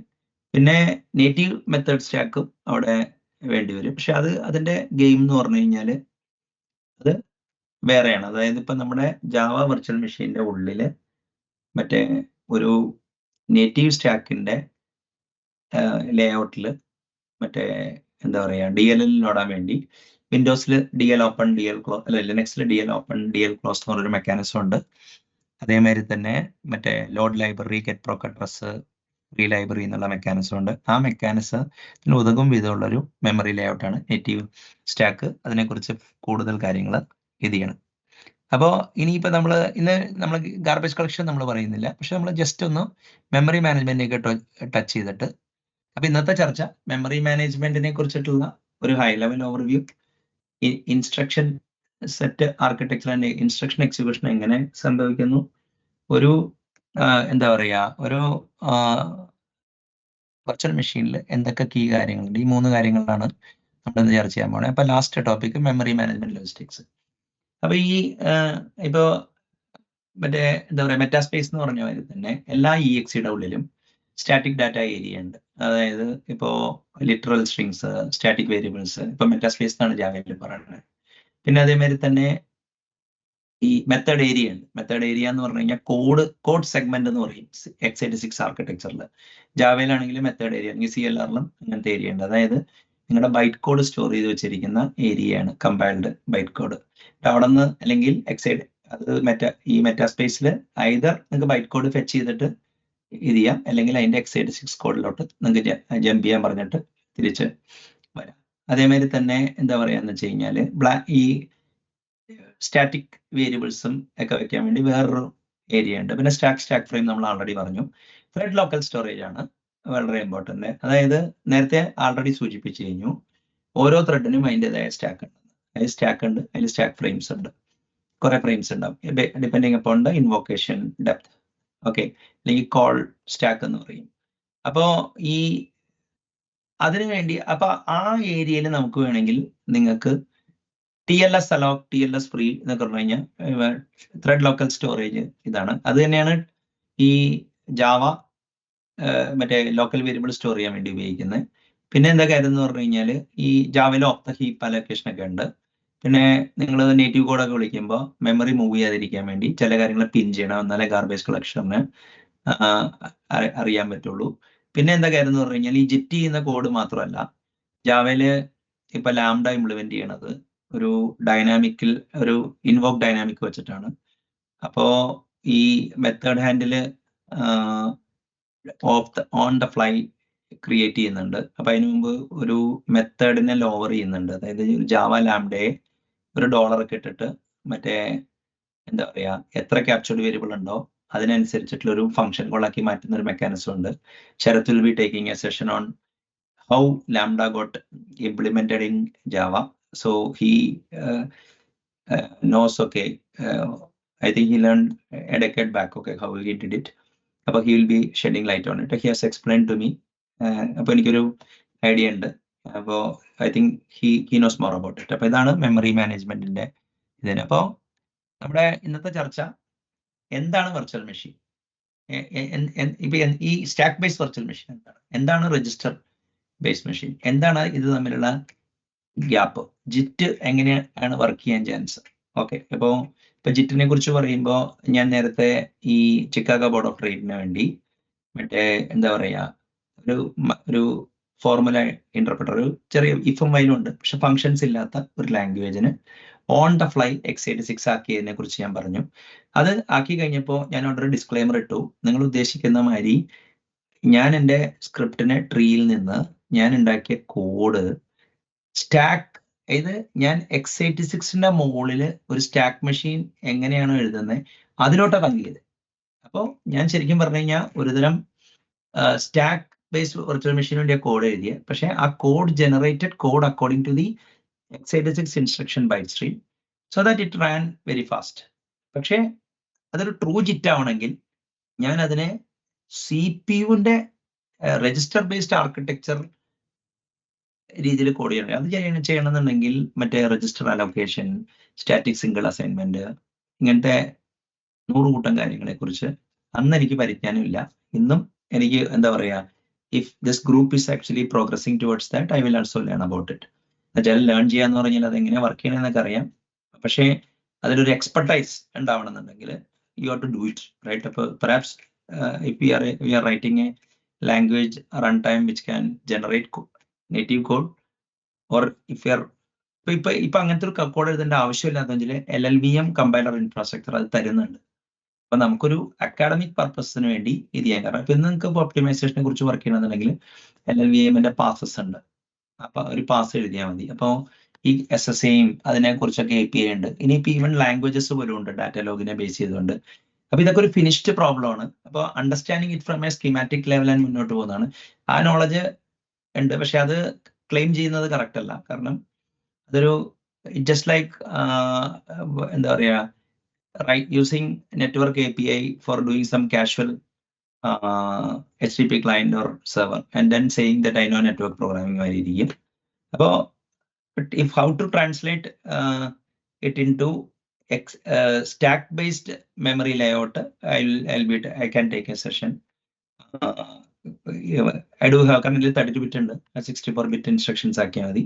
So people can see a JIT compiler in action. So ഇപ്പോൾ ഉദിച്ച ഐഡിയ ആണ്, അതപ്പ ചെയ്യാം. അപ്പൊ ഓവറോൾ ഈ ഇപ്പോ ഒരു ജിറ്റിന്റെ ഇൻവെസ്റ്റിഗേഷൻ എന്ന് പറഞ്ഞാൽ അറ്റ്ലീസ്റ്റ് ഒരു 6 months എങ്കിലും ഇൻവെസ്റ്റിഗേറ്റ് ചെയ്താലേ കറക്റ്റ് ആയിട്ട് ഒരു ജിറ്റ് വർക്ക് ചെയ്യണം എങ്ങനെയാണെന്ന് മനസ്സിലാവുന്ന തോന്നുന്നത്. But we will be attempting it. അപ്പോൾ PInvoke മറ്റേത് എന്തായാലും നമ്മൾ ഫ്യൂച്ചർ സെഷൻസ് എടുക്കും. ഈ ഇൻസ്ട്രക്ഷൻസ് എക്സിക്യൂഷനെ കുറിച്ച് തുടക്കം പറഞ്ഞു കഴിഞ്ഞപ്പോൾ പറഞ്ഞിട്ടുണ്ട്. മെമ്മറി മാനേജ്മെന്റ്, ഇനിയിപ്പോ മെമ്മറി മാനേജ്മെന്റിൽ തന്നെ ഒരു ചെറിയ ടോപ്പിക് കൂടി പറയാം. അതായത് ഈ ഇപ്പോ അതായത് ഗാർബേജ് കളക്ഷനെ കുറിച്ച് പറയുന്നില്ല, വെറുതെ അവിടം വരെ എത്തുന്ന രീതിയിൽ മെമ്മറി മാനേജ്മെന്റ് പറയുമ്പോൾ ഒരു വളരെ ഇമ്പോർട്ടൻറ്റ് ടോപ്പിക്കാണ്. അതായത് ഈ manual memory management, malloc, alloc, realloc, free.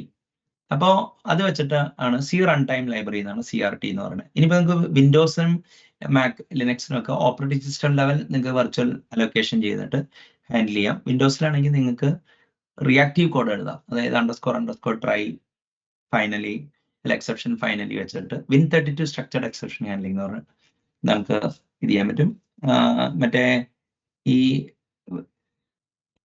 Virtual machine ഇതിന്റെ കേസിൽ നമുക്ക് ക്ലെവർ ആയിട്ട് കോഡ് ചെയ്യുകയാണെങ്കിൽ, അതായത് ഓപ്പറേറ്റിംഗ് സിസ്റ്റം സപ്പോർട്ട് കമ്പൈലർ തരുന്നില്ലെങ്കിലും നമുക്ക് റിയാക്റ്റീവ് കോഡ് ലിനക്സിലും എഴുതാം. പിന്നെ ഹീപ്പ് API ഉണ്ട്. പിന്നെ അതേമാതിരി തന്നെ Objective-C is a wonderful language in the sense that it can interoperate with C++ and C as well. Okay, അതിനെ Objective-C++ എന്നാണ് വിളിക്കണേ.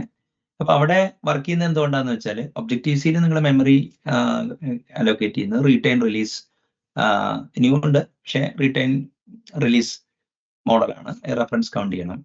പിന്നെ ഈ C++ ന്യൂ ആൻഡ് ഡിലീറ്റ് ആണ്, അതൊരു ഓപ്പറേറ്റർ ആണ്. അത് തന്നെ 4 വേരിയന്റ് ഉണ്ട്, ന്യൂ ഉണ്ട്, ഡിലീറ്റ് ഉണ്ട്. ന്യൂ അറേ ഓപ്പറേറ്റർ ഉണ്ട്, ഡിലീറ്റ് ഓപ്പറേറ്റർ ഉണ്ട്.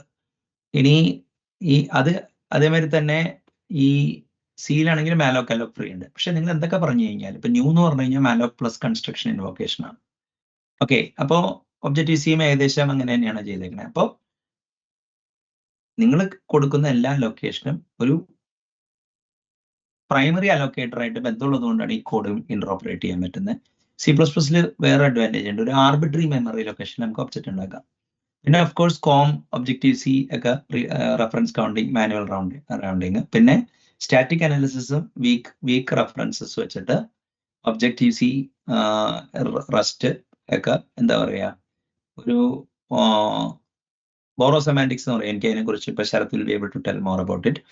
അപ്പോൾ അത് വെച്ചിട്ടാണ് ഓട്ടോമാറ്റിക് റെഫറൻസ് കൗണ്ടിങ് ചെയ്യണത്. അപ്പോൾ once again we discussed about how a virtual machine will, a blueprint of a virtual machine discuss ചെയ്തു. അതിന്റെ ഒരു ഇൻസ്ട്രക്ഷൻ സെറ്റ് ആർക്കിടെക്ചറിനെ കുറിച്ച് ഡിസ്കസ് ചെയ്തു. പിന്നെ അതിന്റെ എന്താ പറയാ, ഈ മെമ്മറി മാനേജ്മെന്റിനെ കുറിച്ച് നമ്മൾ ഡിസ്കസ് ചെയ്തു.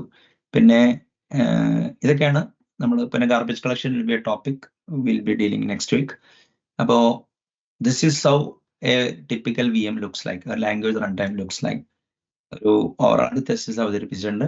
We will figure out the details after discussion. Now floor is open for the discussion.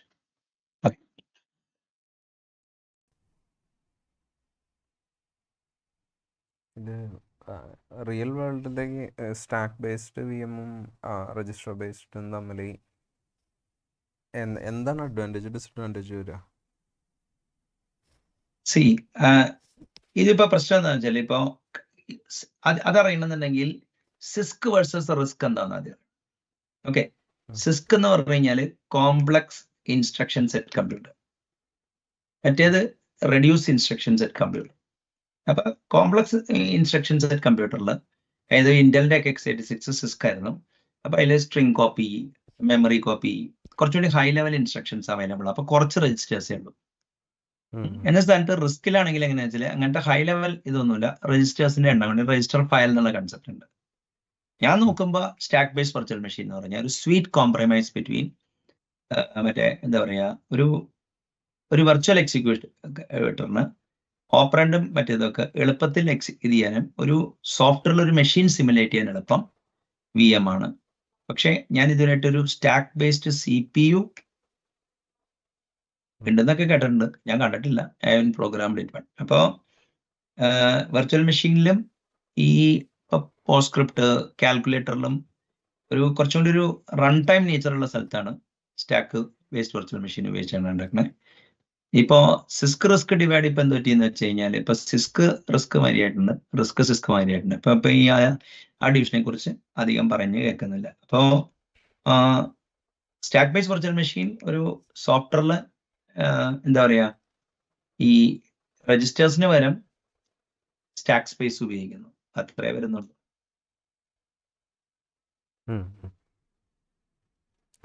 ഞാൻ നേരത്തെ പറഞ്ഞാൽ പറഞ്ഞു, ഈ മാനുഫാക്ചറിങ് പോയിന്റ് ഓഫ് വ്യൂവിൽ നോക്കുവാണെങ്കിൽ റിസ്ക് ആയിരിക്കുമല്ലേ എളുപ്പം ഉണ്ടാക്കാൻ? ആയിരിക്കണം. കാരണം റിസ്കിന്റെ ഫിലോസഫി എന്താന്ന് വെച്ച് കഴിഞ്ഞാല് മറ്റേ എന്താ പറയാ 80-20 റൂളാണ്. അതായത് 80% of the time you execute 20% of the instruction. അങ്ങനെ ഒരു ക്രൂഡ് ഫോമിൽ പറഞ്ഞുള്ളൂ.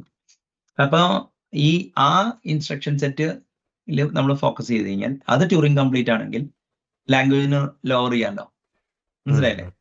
അതാണ് അതിന്റെ ഐഡിയ. അപ്പോ ഈ പലപ്പോഴും കമ്പൈലേഴ്സ് ഒന്നും ഈ പറയുന്ന സിസ്ക് ഇൻസ്ട്രക്ഷൻസ് ഒന്നും ഡയറക്ട്ലി കോഡൊന്നും ജനറേറ്റ് ചെയ്യാറില്ല. അപ്പൊ എന്തിന് സിസ്ക് പ്രോസസ്സർ, അതിലാണ് റിസ്ക് വന്നത്. ആ റിസ്ക് തന്നെ ഈ എപ്പിക് ആർക്കിടെക്ചർ ഉണ്ട്, അങ്ങനെ എന്താണ് എക്സ്പ്ലിസിറ്റ് പാരലൽ ഇൻസ്ട്രക്ഷൻ കമ്പ്യൂട്ടിങ്, കുറെ കൺസെപ്റ്റ്. ഇപ്പൊ ഇന്റല് ഐറ്റാനിയം എന്ന് പറയുന്ന പ്രോസസ്സർ ഒക്കെ ആയിട്ട് നടപ്പുണ്ടായിരുന്നു. അപ്പൊ അത് എങ്ങെത്തിയില്ല എന്ന് പറഞ്ഞാൽ AMD പണി പറ്റിച്ചു. AMD 64-bit ഉണ്ടാക്കി. Last Intel has to swallow its pride and Intel CPUs AMD CPU ആണെന്ന് ഫേക്ക് ചെയ്യേണ്ടി വന്നു സഡൻ വെർഷൻ ഓഫ് വിൻഡോസ് എഴുതാൻ ഓടാൻ. അവരുടെ ഇപ്പൊ വിൻഡോസ് AMDയിലും ബൈനറി വന്നപ്പോ ഇന്റലിന് പ്രഷർ ഉണ്ട്. ഇന്റല് ഡ്രോപ്പ് ചെയ്ത് x86 റിവേർട്ട് ചെയ്യുന്നത്.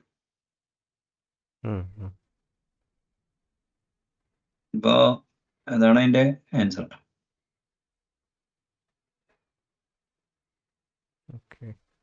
അപ്പൊ ഇതിന്റെ ഉള്ള കുറച്ച് ഇൻസൈറ്റ് മറ്റുള്ളവരൊക്കെ ഉള്ള എനിക്ക് കിട്ടാൻ കാരണം എന്താ വെച്ച് കഴിഞ്ഞാൽ, ഞാൻ x86 അസംബ്ലിയിൽ അത്യാവശ്യം ഞാൻ മാസ്റ്ററി ഒക്കെ വന്നു കഴിഞ്ഞപ്പോ അവിടെ ഇവിടെയൊക്കെ പവർ PC യെ കുറിച്ച് പ്രതിപാദനം വരാൻ തുടങ്ങി. അപ്പോ ഞാൻ പവർ PC സിമുലേറ്റർ ഒക്കെ ഉണ്ടായിരുന്നു. അതൊക്കെ വെച്ച് ഞാൻ ഒരു കമ്പനിയിൽ ജോയിൻ ചെയ്തപ്പോൾ അവിടെ പവർ PC ബേസ്ഡ് ബോർഡും ഉണ്ടായിരുന്നു.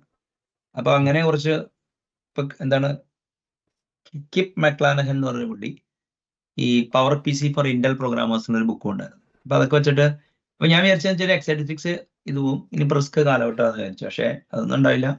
AMD 2004 AMD 64 ഇറക്കി കഴിഞ്ഞപ്പോ മറ്റേ ആ റിസ്കിലോട്ടുള്ള മൂവ്മെന്റ് പ്രാക്ടിക്കലി ഇല്ലാണ്ടായിരുന്നുകൊണ്ടാണ്. കാരണം അത്രയും സോഫ്റ്റ്വെയർ കമ്പാറ്റബിലിറ്റിയുടെ ഇഷ്യൂ വന്നപ്പോ.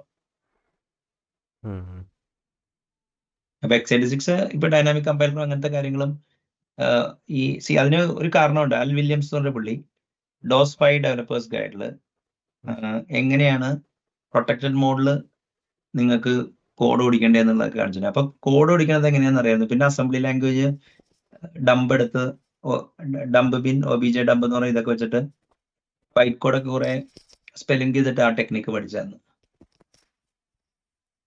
അതിപ്പോഴും എനിക്ക് കാണിച്ചു തരാൻ പറ്റും. അത് തിങ്സ് ഹാവ് ചേഞ്ച് ആക്ച്വലി. അത് മോസ്റ്റ്ലി ഒരു ഇൻസ്ട്രക്ഷൻ സെറ്റ് ആർക്കിടെക്ചർ ഇഷ്യൂ ആണ്.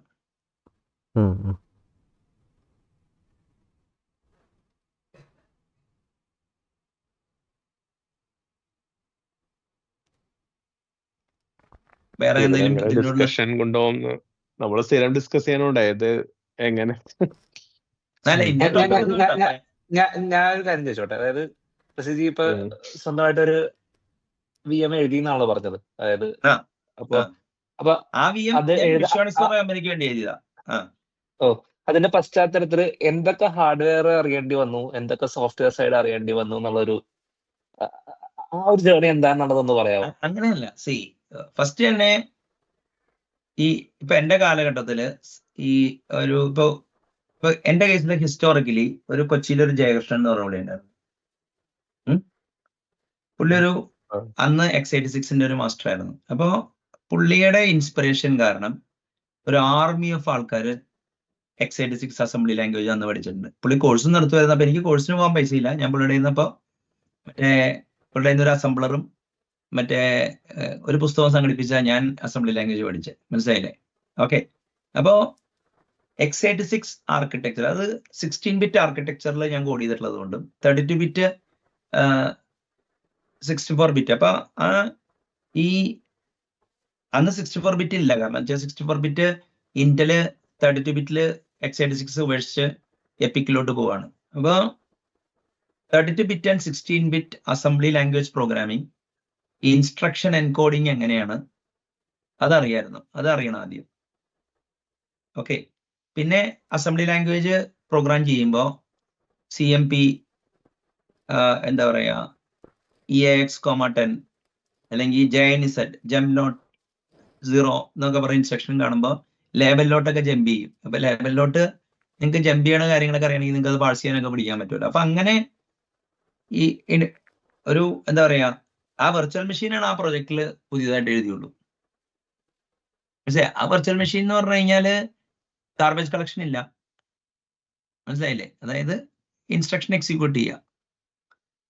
മനസ്സിലായില്ലേ? അപ്പോ ജസ്റ്റ് മെമ്മറി റെഫറൻസസ് മാത്രമേ ഉള്ളൂ. അത് ഞാൻ അലോക്കേറ്റ് ചെയ്തൊരു ഹീപ്പിൽ നിന്നാണ് എല്ലാ ലോക്കൽ വേരിയബിളും ഉണ്ടായിരുന്നത്. അപ്പൊ ഇന്നത്തെ കണ്ടുവച്ചാല് അത് പ്രാക്ടിക്കലി അന്ന് എനിക്ക് മാത്രമേ എഴുതാൻ പറ്റില്ലായിരുന്നു ചിലപ്പോൾ കേരളത്തിൽ. അത് കാരണം അതൊരു പ്രത്യേക എവല്യൂഷനിൽ വന്നതാണത്. Unless there is a team. പക്ഷെ ഇപ്പൊ അത് പെട്ടെന്ന് നമുക്ക് ChatGPT വേണമെങ്കിൽ ജനറേറ്റ് ചെയ്ത് കാണിച്ചു തരാൻ വേണമെങ്കിൽ മേ ബി ഇൻ 1 hour. അപ്പൊ അതിന് എന്ത് വേണം? ഇൻസ്ട്രക്ഷൻ സെറ്റ് ഒക്കെ അറിഞ്ഞിരിക്കണം എന്നുള്ളതായിരുന്നു ഒരു ഹാർഡ്വെയർ സൈഡിൽ. അല്ല, അവിടെയും കാര്യം പറയാം. ഇൻസ്ട്രക്ഷൻ സെറ്റ് എന്ന് പറഞ്ഞാൽ ഞാൻ ഒരു കാര്യം പറയാൻ വേണ്ടി, കിരാത് സിംഗ് എന്ന് പറഞ്ഞ പുള്ളി practical compiler construction using C എന്നുള്ളൊരു ബുക്കില് പുള്ളി ഒരു വെർച്വൽ മെഷീൻ പാസ്കലിന് വേണ്ടി ഉണ്ടാക്കിയിട്ടുണ്ട്. അത് എന്നെ ഭയങ്കരമായിട്ട് ഹെൽപ്പ് ചെയ്തു. പിന്നെ മറ്റേ ഈ കെന്നത്ത് ലൗഡൻ എന്ന് പറഞ്ഞ പുള്ളിയുണ്ട്. പുള്ളിയുടെ കമ്പൈലർ കൺസ്ട്രക്ഷൻ ഇതില് ഒരു എന്താ പറയാ, അപ്പൊ എന്റെ കുറച്ചുകൂടി ഇലക്ട്രിക്കൽ സിമുലേഷൻ ഇൻസ്ട്രക്ഷൻസ് ഉണ്ടായിരുന്നു, അതിലത് ഉണ്ടായിരുന്നില്ല. മനസ്സിലായില്ലേ? അപ്പോ ഈ 2 ബുക്ക് ഭയങ്കരമായിട്ട് ഹെൽപ്പ് ചെയ്തു. ഏത്? കെന്നത്ത് ലൗഡന്റെ കമ്പൈലർ കൺസ്ട്രക്ഷന്റെ ബുക്കും കിരാത് സിംഗിന്റെ പ്രാക്ടിക്കൽ. കാരണം കിരാത് സിംഗിന്റെ പിന്നെ ഒരു കാര്യമുണ്ട്, ഈ വെർച്വൽ മെഷീൻ എഴുതുന്നത് അത്ര ഡിഫിക്കൽട്ട് പഴയ ആൾക്കാർക്ക് ഉണ്ടാവണമെന്നില്ല. If they read a book called മറ്റേ എന്താ പറയാ Linux programming environment Kernighan and പൈക്കിന്റെ ബുക്കിൽ അതിലൊരു വെർച്വൽ മെഷീൻ ഉണ്ട്. പക്ഷെ ആ വെർച്വൽ മെഷീൻ കുറച്ചും കൂടി ടേബിൾ ഓഫ് ഫംഗ്ഷൻ പോയിന്റേഴ്സ് വെച്ചിട്ടാണ് അത് വർക്ക് ചെയ്യുന്നത്. അപ്പൊ പിന്നെ ത്രെഡഡ് ഇന്റർപ്രിറ്റേറ്റീവ് ലാംഗ്വേജ് എന്ന് പറഞ്ഞൊരു മോഡലിനെ കുറിച്ചും എനിക്കറിയായിരുന്നു. അപ്പൊ ഒരു ഫോർമുല ഇല്ലാതെ അന്ന് എങ്ങനെ എഴുതി എന്ന് പറയാനേ നിങ്ങൾക്ക് മനസ്സിലായേ? ഈ x86ന്റെ മറ്റേത് തന്നെയാ. x86ന്റെ കേസിൽ എന്താ വെച്ചാല് എനിക്ക് രജിസ്റ്റർ ബേസ്ഡ് മെഷീന്റെ ജിറ്റ് എഴുതണമെന്നുണ്ടെങ്കിൽ എനിക്ക് instruction selection, register allocation, maximal munch, graph തിയറിയിൽ ഞാൻ നല്ല എക്സ്പെർട്ട് ആയിരിക്കണം. Which I was not and even now I'm not. എനിക്കിപ്പോ ഗ്രാഫ് ലൈബ്രറീസ് യൂസ് ചെയ്യാൻ അറിയാം, കീ ലൈബ്രറി അറിയാൻ, ടോയ് കോഡ് എഴുതിയിട്ടുണ്ടെന്നുള്ളൂ. മനസ്സിലായില്ലേ? അപ്പൊ ഈവൺ ഇൻഡസ്ട്രി ഇപ്പൊ LLVM പോലും മറ്റേ കമേഴ്ഷ്യൽ അല്ലെങ്കിൽ ഓപ്പൺ സോഴ്സ് ഗ്രാഫ് ലൈബ്രറി നിങ്ങൾ എവിടെ പോയാലും എല്ലാ കാണാം graph.h graph.cpp. എന്നിട്ട് എന്താ ചെയ്യണമെന്ന് വെച്ചാല് ഈ അതിന്റെ മുകളിലൊരു പ്രൊലോഗുമായിട്ട് ഡാറ്റാലോഗുമായിട്ട് ഇന്റർപ്രറ്റർ എഴുതും. എന്നിട്ട് നിങ്ങൾ നിങ്ങളുടെ ഈ രജിസ്റ്റർ അലൊക്കേഷന്റെ ഒക്കെ സാധനം പ്രൊലോഗിന്റെ ക്ലോസസ് ആയിട്ട് കൊടുത്തു കഴിഞ്ഞാൽ ആ സോൾവർ ചെയ്ത് തരും നിങ്ങൾക്ക്. ഇവിടെ കിട്ടിയ you don't have to write it. പക്ഷെ നിങ്ങൾ കമ്പൈലറിന്റെ ബുക്കിൽ പോയാൽ നിങ്ങൾ എഴുതണമെന്ന് വിചാരിക്കും.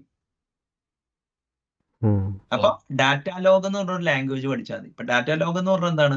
Predicate logic with higher kinded relations ഇല്ലാത്ത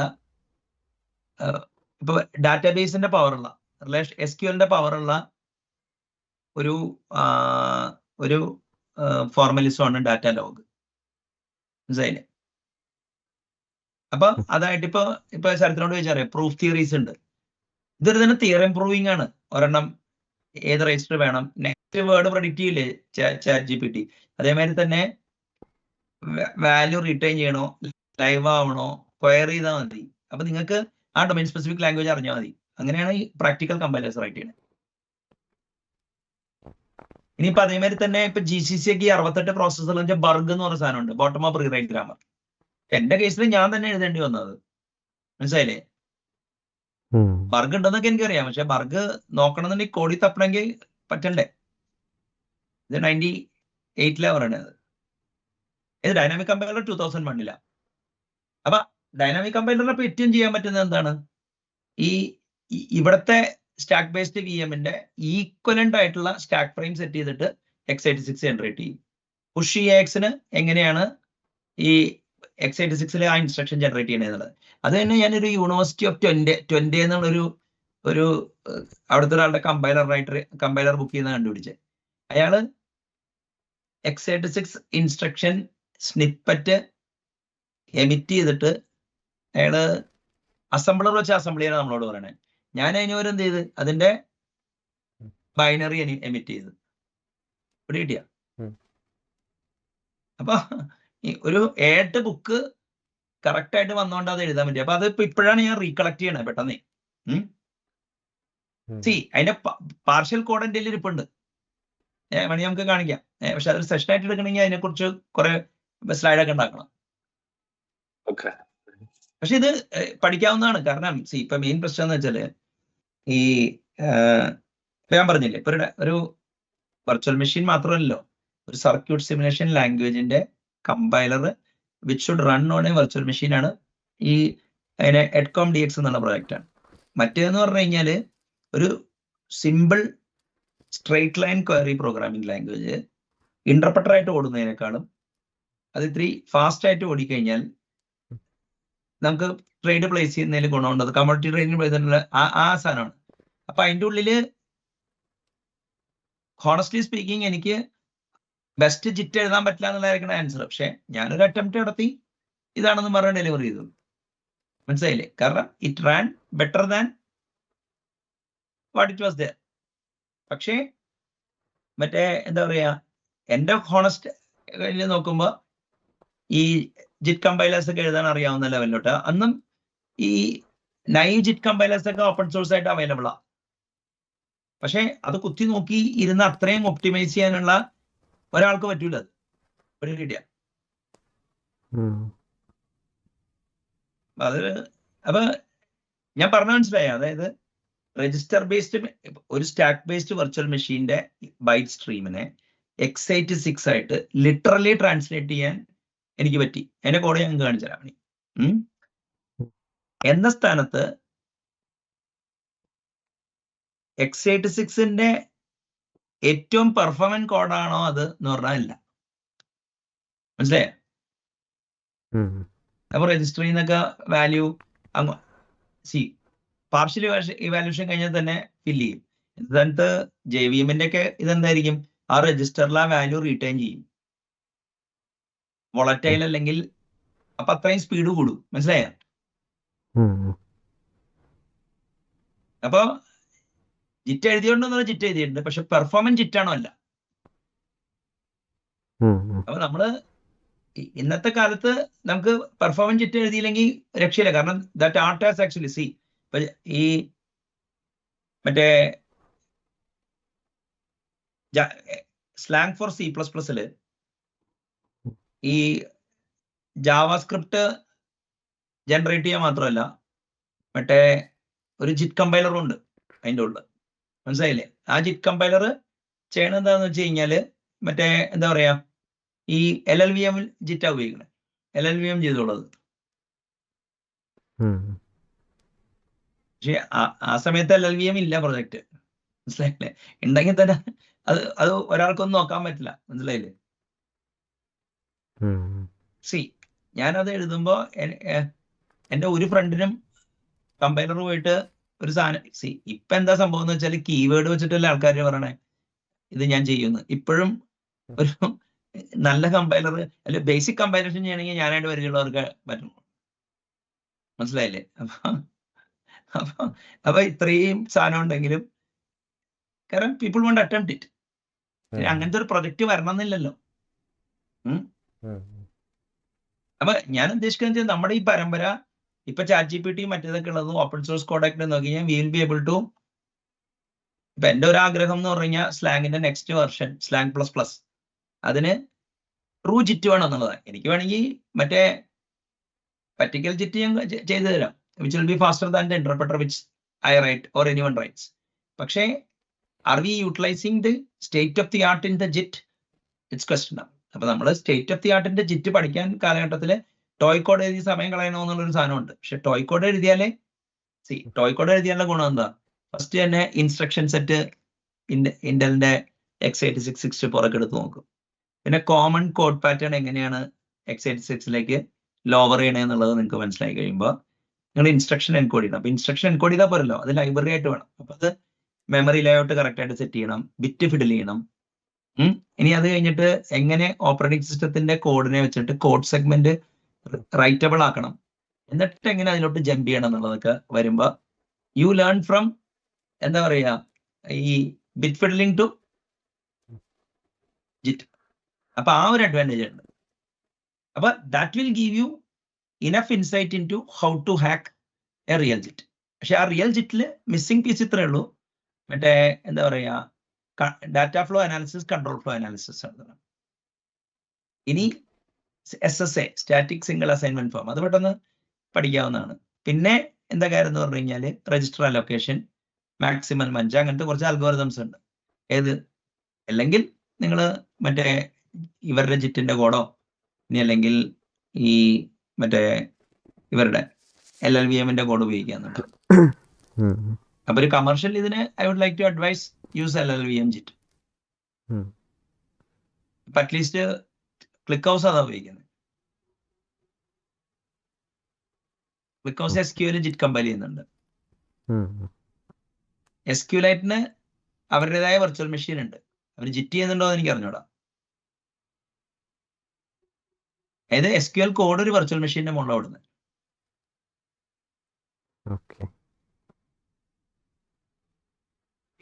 ഇനി മൈക്രോസോഫ്റ്റിന്റെ CLR അല്ല സ്റ്റോർഡ് പ്രൊസീജിയറും മറ്റേ ട്രിഗേഴ്സും ഓടുന്നതും സ്റ്റാക്ക് ബേസ് വെർച്വൽ മെഷീൻ ആവാൻ നല്ല ചാൻസ് ഉണ്ട്.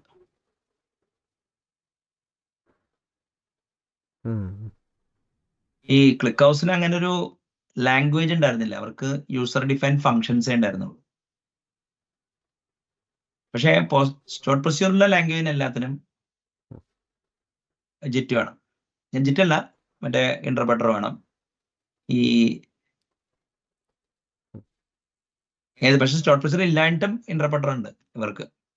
എന്തിനാ ഇപ്പൊ ബ്ലോക്ക് ചെയിൻ്റെ ഉള്ളിലുണ്ടല്ലോ മറ്റേ ഒരു എന്താ പറയാ ഇന്റർപ്രറ്റർ. ഇനിയിപ്പോ എത്തീരിയം മാത്രമല്ല ഞാൻ ഉദ്ദേശിച്ചത്, മറ്റേ ക്ലാസിക്കൽ ബ്ലോക്ക് ചെയിനിൽ പോലും എന്താ പറയാ ഹാൾട്ടിങ് പ്രോബ്ലം ഒഴിവാക്കാൻ വേണ്ടി അതിൽ ജമ്പൊന്നും ഇല്ല എന്നുള്ളൂ, ട്യൂറിംഗ് കംപ്ലീറ്റ് അല്ല. അപ്പൊ ഇങ്ങനെ ഇതൊരു ഇൻട്രസ്റ്റിംഗ് ടോപ്പിക്കാണ്. ജസ്റ്റ് ജിറ്റും ഈ മറ്റേ ഗാർബേജ് കളക്ടറും ഒക്കെ തമ്മിൽ കോംപ്ലിക്കേഷൻ വരുന്നതുകൊണ്ടാണ് ഈ ടോപ്പിക് ഡിഫിക്കൽട്ട് ആവുന്നത്. ഇൻഡിപെൻഡന്റ്ലി ഇത് പഠിക്കാൻ ബുദ്ധിമുട്ടില്ല. ഒരു സ്റ്റാക്ക് ബേസ് വെർച്വൽ മെഷീൻ എന്ന് പറഞ്ഞാൽ ഏതാന്ന് പറഞ്ഞു കഴിഞ്ഞാൽ ഒരു ഫോർ ഫംഗ്ഷൻ കാൽക്കുലേറ്ററും ഒരു ബേസിക് ജമ്പ് ഇൻസ്ട്രക്ഷൻ ഉണ്ടെങ്കിൽ ഒരു ട്യൂറിംഗ് കംപ്ലീറ്റ് വെർച്വൽ മെഷീൻ ഉണ്ടാക്കാൻ വലിയ ബുദ്ധിമുട്ടില്ല. ഇനി അത് x86 ആക്കാനാണെങ്കിൽ നൈവായിട്ട് ചെയ്യാൻ ബുദ്ധിമുട്ടില്ല. പക്ഷെ ഈ ചെയ്യുന്നതെല്ലാം സ്ട്രക്ചർഡ് ആയിട്ട് ഇപ്പൊ മെഷീൻ ഇൻഡിപെൻഡന്റ് ഒപ്റ്റിമൈസേഷൻ വേണം, കോൺസ്റ്റന്റ് ഫോളിംഗ് വേണം, ഹീപ്പ് ഹോൾ ഒപ്റ്റിമൈസേഷൻ വേണം. ഇങ്ങനെ പരമ്പരകൾ വരുമ്പോഴാണ് ഈ സാധനം കയ്യിൽ നിന്ന് വിട്ടുപോണേ. മനസ്സിലായില്ലേ? അതൊരു വ്യക്തിക്ക് പഠിക്കണോ, ഇനിയിപ്പോ ഈ ഒരു കാര്യേ പഠിക്കാൻ പറ്റിയില്ലെങ്കിലും പഠിക്കാൻ പറ്റൂ എന്നുള്ള വിശ്വാസത്തിൽ കുറെ മുന്നോട്ട് പോകുമല്ലോ. ഇവിടെ കിട്ടിയ അപ്പൊ നമ്മൾ വിചാരിക്കണോ ഇതങ്ങനെ അപ്പൊ ആ ഒരു പ്രശ്നമുണ്ട് നമ്മളിത് ഇതിനെ കുറിച്ച് പറയുമ്പോൾ. ഇതിലൊരു സംഭവം കൂടി ചോദിക്കട്ടെ. ഈ സ്പെഗറ്റി സ്റ്റാക്കിൽ എന്താ പറയാ മെത്തേഡ്സും അതിന്റെ ഡാറ്റയും ഉണ്ടാവുമല്ലോ? ഇല്ല സ്റ്റാക്കില് ഡാറ്റയില്ല, മെത്തേഡും ഇല്ല. അല്ല, കോൾ സ്റ്റാക്കിൽ ആർഗ്യുമെന്റ്സ് എന്നതല്ലേ ഇത്? ഇല്ല അതായത് പക്ഷെ അതിന്റെ കോഡ് ഇരിക്കണ എവിടെയാ? മെത്തേഡ് ഇരിക്കുക. സ്റ്റാക്കിലുള്ള എന്താണ്? പാരാമീറ്റേഴ്സ് ഉണ്ടാവും, ലോക്കൽ വേരിയബിൾ ഉണ്ടാവും. ഏത്? സിയില്. ഇവിടെ പാരാമീറ്റർ ഉണ്ട് സ്റ്റാക്കില്. ലോക്കൽ വേരിയബിള് ഒരു reference to a local variable area ആണ്. മനസ്സിലായില്ലേ? അപ്പോ മെത്തേഡോ ഇതൊന്നും അവിടെ ഇല്ല. ശരതെന്ന് പറയാൻ വന്നു. അല്ല അതായത് ലാല മറ്റേ കോൾ ഇൻസ്ട്രക്ഷൻ ലാല ആഡ് ചെയ്യുന്നില്ലേ? അപ്പോ അതാണ് ഒരു ഫ്രെയിം കൺസ്ട്രക്ഷൻ ഇനീഷ്യേറ്റ് ചെയ്യുന്നത്. അപ്പൊ കോൾ ഇൻസ്ട്രക്ഷന് ഇൻവോക്ക് ചെയ്യാൻ വേണ്ടിയിട്ടുള്ള സാധനം ഒരു സ്ട്രിങ് ആയിട്ട് അവിടെ നിങ്ങൾക്ക് കോൺസ്റ്റന്റ് ബോളിൽ ഈക്വലന്റ് ഒരു സാധനം ഉണ്ടല്ലോ. അതായത് ഏതാണ് ഇൻവോക്ക് ചെയ്യേണ്ടതെന്ന് പറഞ്ഞില്ലേ? ആ പാരാമീറ്റർ വെച്ചിട്ട് ഇവര് മറ്റേ ഇപ്പൊ CLR എന്താണ് അതിന്റെ നെയിം എന്ന് നോക്കണം. ഇവിടെയാണെങ്കിൽ മെത്തഡ് ഏരിയ ഉണ്ട്, അവിടെ പോയി ലുക്കപ്പ് ചെയ്യും. സെയിം ഏരിയ തന്നെ കോഡ് ഏരിയ എന്ന് പറയും. JVM കോഡ് ബ്ലോബ് എന്ന് പറഞ്ഞിട്ടുള്ള ഒരു ഡാറ്റ സ്ട്രക്ചർ വെച്ചിട്ടാണ് അത് റെപ്രസെന്റ് ചെയ്യണേ. അപ്പൊ ഇത് ലുക്കപ്പ് ചെയ്ത് അതെ അല്ല സോറി ഇന്ററപ്ഷൻ. ചില ഫെച്ച് ഡീകോഡ് എക്സിക്യൂട്ട് സൈക്കിൾ ആണെന്ന്. അതായത് അവര് ഫെച്ച് ചെയ്യാണ്, അതായത് കോഡ് സെഗ്മെന്റ് റീഡ് ഓൺലി ആയിരിക്കില്ല അല്ലെ. എന്നിട്ട് അവര് കറണ്ട് എക്സിക്യൂഷൻ യൂണിറ്റ് ത്രെഡ് ഇപ്പൊ ഫെച്ച് ചെയ്യും ഒരു ബ്ലോക്ക് ഓഫ് മെമ്മറി. എന്നിട്ട് ഓരോ ബൈറ്റ് എടുത്തിട്ട് അതിന്റെ ആക്ഷൻ എടുക്കുകയാണ്. മനസ്സിലായില്ലേ? അപ്പൊ അത് നടക്കുന്നത് ഓപ്പറന്റ് സ്റ്റാക്കും എക്സിക്യൂഷൻ സ്റ്റാക്കിന്റെ ലോക്കൽ മെമ്മറിയിലാണ്. എക്സിക്യൂഷൻ ഇതിന്റെ സ്റ്റാക്കിലിരിക്കുന്നത് നിങ്ങളുടെ ലോക്കൽ വേരിയബിളും മറ്റേ ഈ എന്താ പറയാ പാരാമീറ്റേഴ്സ് മാത്രം. അത് ലോക്കൽ വേരിയബിൾ പോലും സ്പെഗറ്റി സ്റ്റാക്ക് ആയതുകൊണ്ട് പുറത്തായിരിക്കുന്നത്. സിയിലാണെങ്കിൽ ഇൻലൈൻ ആയിട്ടുണ്ടാവും. ഏത് സ്റ്റാക്കിൽ തന്നെ ഉണ്ടാവും, സ്റ്റാക്ക് ഫ്രെയിമിൽ തന്നെ ഉണ്ടാവും. അല്ലെങ്കിൽ C++. അവിടെ ഡൗട്ട്. ഈ രണ്ട് സംഭവം കൂടി ഒരു സ്ഥലത്ത് വന്നു കഴിഞ്ഞാല് ഏതാണ്? അതായത് ഒരേ രണ്ട് സ്ഥലം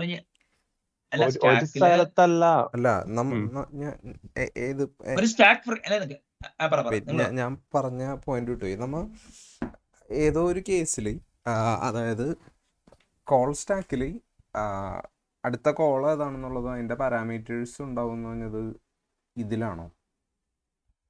അതെ വേണമെങ്കിൽ തിരിച്ച് റിട്ടേൺ വാല്യൂ ഉണ്ടാവും. റിട്ടേൺ വാല്യൂ ഉണ്ടാവും. പക്ഷേ വെർച്വൽ മെഷീന്റെ കേസിൽ അത് വേണമെന്നുള്ളത് ഓപ്പൺ സ്റ്റാക്കിലെ ടോപ്പ് മോസ്റ്റ് സാധനമാണ്. അല്ല അത് റിട്ടേൺ വാല്യൂ, അത് എപ്പോ റിട്ടേൺ ചെയ്യണം തീരുമാനിക്കണമല്ലോ. അല്ല അത് ഫ്രെയിം മാനേജറിന്റെ റെസ്പോൺസിബിലിറ്റിയാണ്. അത് തന്നെ. അല്ല മറ്റേ സീലാണെങ്കിൽ അത് ഓട്ടോമാറ്റിക്കലി ആ കോഡും കൂടി ഇടണമല്ലോ. അതായത് സീല് മറ്റേ കോൾ ചെയ്ത് കഴിഞ്ഞാല് ബേസ് പോയിന്ററും സ്റ്റാക്ക് പോയിന്ററും സേവ് ചെയ്ത് വെച്ചിട്ടാണ് കളിക്കുന്നത്. മനസ്സിലായില്ലേ? അത് കോളിംഗ് കൺവെൻഷൻ വെച്ചിട്ട് കോളറിന്റെ ആണോ കോളിയുടെ ആണോ എന്നുള്ളത് അത് സ്റ്റാക്ക് ക്ലീൻ ചെയ്യണൊക്കെ പരിപാടിയൊക്കെ ഉണ്ട്. അത് ആ ഹൗസ് കീപ്പിംഗ് VM-ല് എക്സിക്യൂഷൻ എഞ്ചിൻ എടുത്തോളൂ. മറ്റോടത്ത് അതിന്റെ അപ്പൊ ആ തിരിച്ച് സീല്ല അല്ലെ. ഇത്ര ആലോചിച്ചാൽ മതി. എത്ര പാരാമീറ്റർ ഉണ്ടോ അത് അവിടെ ഉണ്ടാവും, ആ ഓർഡറിൽ തന്നെ, ലെഫ്റ്റ് ടു റൈറ്റോ ഓർഡറിൽ. ഓക്കെ.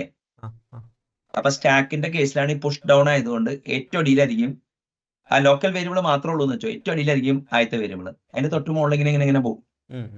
ഇവിടെ കിട്ടിയ എന്നിട്ട് പുള്ളി സ്പേസ് ഉണ്ടാക്കും ലോക്കൽ വേരിയബിളിന്റെ സൈസിനനുസരിച്ച്. എന്നിട്ട് അവിടെയാണ് C++ലൊക്കെ സാധനം ഇടുന്നത്. മനസ്സിലായില്ലേ? അപ്പൊ ആദ്യം തന്നെ അവരെന്ത് വെച്ചാല് പുഷ് SP ചെയ്തിട്ട് പുഷ് BP EBP എന്നിട്ട് ESP ചെയ്യും. എന്നിട്ട് ESP 20 കുറച്ച് 20 ഇപ്പൊ 24 ബൈറ്റ് വേണമെങ്കിൽ 24 കുറച്ചുള്ള അങ്ങനെ ഒരു അരിത്തമാറ്റിക് ഉണ്ട്, ഞാൻ കാണിച്ചു തരാം. അത് അങ്ങനെയാണ് അവർ അവിടെ ആ സാധനം ഇടുന്നത്. ഇത് ഞാൻ ചെയ്തിട്ടുണ്ട്. ഇൻഫിക്സ് റിസോൾവ് ചെയ്യണത്, ഇൻഫിക്സ് അല്ല പോസ്റ്റ് ഫിക്സ് റിസോൾവ് ചെയ്യണത് ചെയ്തിട്ടുണ്ട്. കുഴപ്പമില്ല. ഇതിലൊരു ഡൗട്ട് അല്ല അത് ഓക്കെയാണ്. ഞാൻ വേറെ രീതിയിലാണ് ചിന്തിച്ചത്. അപ്പൊ ഇത് മെയിൻ പ്രശ്നം എന്താണെന്ന് അറിയുമോ? പണ്ട് ഞാൻ എപ്പോഴും ആൾക്കാരോട് ചോദിക്കും, അതായത് മറ്റേ ഇന്ത്യൻ റെയിൽവേയില് 50 പേര് ഒരു മെഷീനിൽ ലോഗിൻ ചെയ്യാണ്, ജാവ സെർവ്ലെറ്റ് ആണ്. അങ്ങനെയാണെങ്കിൽ സെർവ്ലെറ്റിന്റെ എത്ര ഇൻസ്റ്റൻസ് ഉണ്ടാവുന്നു? അപ്പൊ ആൻസർ 1 എന്ന് പറയുമ്പോ ആൾക്കാർക്ക് ആകെ ഡൗട്ട് ആവും. അതായത് പല സ്ഥലത്തായിരിക്കും എക്സിക്യൂട്ട് ചെയ്യണേ. ഇവരെല്ലാവരും വായിച്ചിട്ടുണ്ട് ഓരോ ത്രെഡിനും അതിൻ്റെതായ സ്റ്റാക്ക് ഉണ്ടെന്ന്. പക്ഷെ ഇവരുടെ മെന്റൽ മോഡൽ എന്താ വെച്ചാൽ instruction pointer is jumping into the code എന്നാ. പക്ഷെ instruction pointer is fetching a copy and executing in its arena എന്നുള്ളത് മനസ്സിലാക്കിയ ഒരേ സമയം ഒരു കോഡ് ഏരിയയിൽ 30 പേർക്ക് റീഡ് ചെയ്യാമല്ലോ. അങ്ങനെയാണ് വർക്ക് ചെയ്യണേ. മനസ്സിലായില്ലേ? അപ്പൊ കോഡ് ഏരിയ എപ്പോഴും എന്തായിരിക്കും? റീഡ് ഓൺലി ആയിരിക്കും. പക്ഷെ സെൽഫ് മോഡിഫൈങ് കോഡ് എന്നുണ്ടെങ്കിൽ എന്ത് ചെയ്യും? അപ്പൊ കോഡ് ഏരിയ റൈറ്റ് ചെയ്യാനുള്ള അതോറിറ്റി നിങ്ങൾക്ക് വേണം, അതായത് റൈറ്റ്സ് വേണം യൂസറിന്, സൂപ്പർവൈസർ ID അല്ലെങ്കിൽ ആ ID വേണം, അല്ലെങ്കിൽ നിങ്ങളുടെ ഇതായിരിക്കും. എന്നിട്ട് ആ പേജസ് റീഡ് റൈറ്റ് ആക്കും, എക്സിക്യൂട്ട് ആക്കും. എന്നിട്ട് അവിടെ കൊണ്ടുപോയി നിങ്ങളുടെ വാല്യൂ കൊണ്ടുപോയി ആ ബഫർ കൊണ്ടുപോയി കോപ്പി ചെയ്തിട്ട് പിന്നെ അത് എക്സിക്യൂട്ടബിൾ ആക്കിയിട്ട് ഓടിക്കുകയാണ്. അപ്പൊ ആ ഏരിയ തൊടാറില്ല.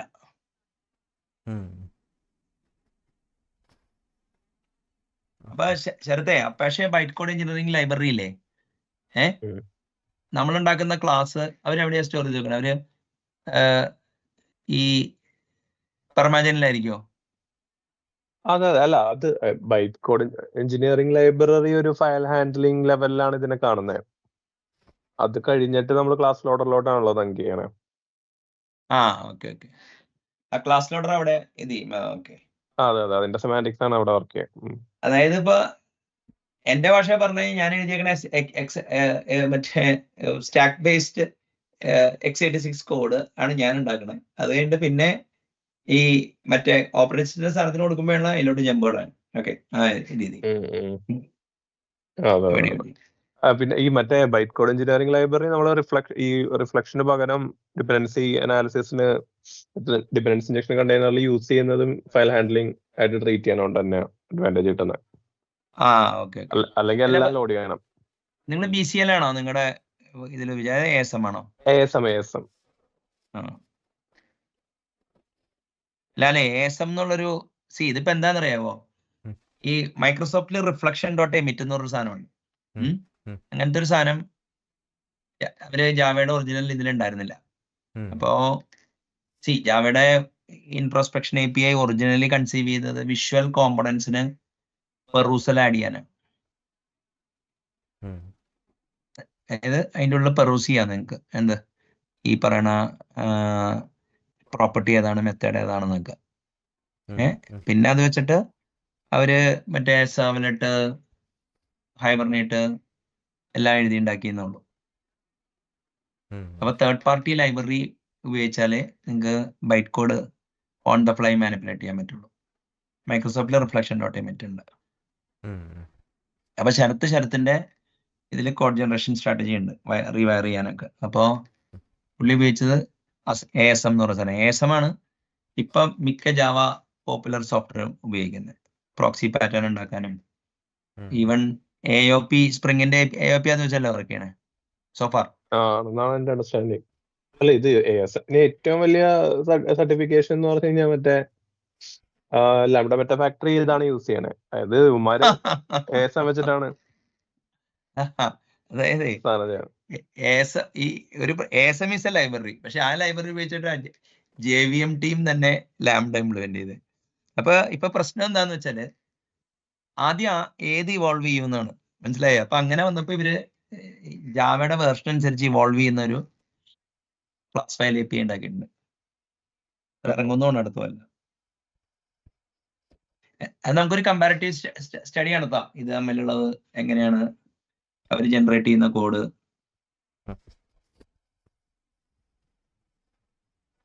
പിന്നെ JVM ലാംഗ്വേജ് സബ്മിറ്റിന്റെ കുറെ ടോക്സ് ഒക്കെ ഉണ്ട്. അല്ല അതിപ്പോ ഞാനത് അല്ല സാറേ, ഞാനത് മനഃപൂർവ്വം ഡിലേ ചെയ്താണ്. അങ്ങനല്ല, അതായത് ഇപ്പൊ ലാല് ആ കോഡ് ചെയ്തപ്പോ തന്നെ അത് വേണമെങ്കിൽ ചെയ്യായിരുന്നു. പക്ഷെ ഈ JVM ആർക്കിടെക്ചർ സ്റ്റാൻഡ് പോയിന്റില് ലാൽ അപ്പുറത്തുനിന്ന് ലിഫ്റ്റ് ചെയ്ത് നമ്മൾ അത് ലാംഗ്വേജ് സിങ്ക് വന്നു കഴിഞ്ഞിട്ട് അപ്പുറത്തോട്ട് പോയിട്ടേ കാര്യമുള്ളൂ, അല്ലെങ്കിൽ മിസ്സാവും. ഞാൻ പറഞ്ഞാല് ഇപ്പൊ ഇന്ന് ഇതിനെക്കുറിച്ച് ഞാൻ സംസാരിച്ചപ്പോ തുടക്കത്തില് എനിക്കൊരു ഇതുണ്ടായിരുന്നെങ്കിലും, if somebody is decoding what I said and then asking they can കുറെ ഇൻഫർമേഷൻ ഇന്ന് എനിക്ക് പാസ് ചെയ്യാൻ പറ്റിയിട്ടുണ്ട് ഈ ടോക്കിൽ, മനസ്സിലായില്ലേ. അപ്പൊ കാരണം നമ്മൾ അന്ന് ഇൻവെസ്റ്റിഗേറ്റ് ചെയ്തപ്പോഴാണല്ലോ ഒരു ഐഡിയലൈസ്ഡ് വെർച്വൽ മെഷീൻ ക്രൈറ്റീരിയ ഉണ്ടാക്കിയിട്ട് അതിലോട്ട് C# ജാവയും മാപ്പ് ചെയ്യാണല്ലോ വേണ്ടത്.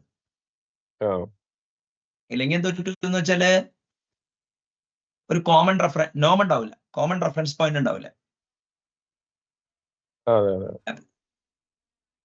അപ്പൊ ഇന്നലെ ആ അസൂളിന്റെ ആളുടെ ടോക്ക് നമുക്കൊരു ഓണ്ടോളജിക്കൽ നോർമലൈസേഷൻ കൊണ്ടുവരും എന്നുള്ളതാണ് ഏറ്റവും വലുത്. അല്ലെങ്കിൽ എന്തൊക്കെന്ന് വെച്ചാല് CLRന്റെ ടേം ആയിരിക്കും ലാല് കൂടുതൽ ഉപയോഗിക്കുക, JVMന്റെ ടേം നിങ്ങൾ ഉപയോഗിക്കും, മനസ്സിലായില്ലേ. അപ്പോ ഈ റിസർച്ച് പേപ്പർ ടെർമിനോളജിയിലേക്ക് നമ്മൾ എത്തും. ഏതാ? അതെ അല്ല, G1GCയുടെ ഒക്കെ പേപ്പർ ഒക്കെ റെഫർ ചെയ്താൽ മതി. അങ്ങനല്ല, അതിൽ പക്ഷെ കുറച്ചുകൂടി സ്പെസിഫിക് ഇല്ല, അതിനകത്ത് ഓൺടിക് ആയിരിക്കും. ഞാൻ പറയുന്ന പോയിന്റ് എന്ന് വെച്ചാൽ ഈ പേപ്പർ ഒറ്റയ്ക്ക് വായിക്കുമ്പോഴാണ് ഡിഫിക്കൽട്ടി. പേപ്പർ നമ്മളിപ്പോ കളക്റ്റീവായിട്ട് വായിക്കാന്ന് വെച്ചാൽ, ഇപ്പൊ ഫോർ എക്സാമ്പിൾ ഇപ്പോ പേജ് റാങ്കിന്റെ paper, I think Sreeth was reading it അല്ലെ, എടുത്ത് വായിക്കേണ്ടതാണ് ശ്രീത്തെ.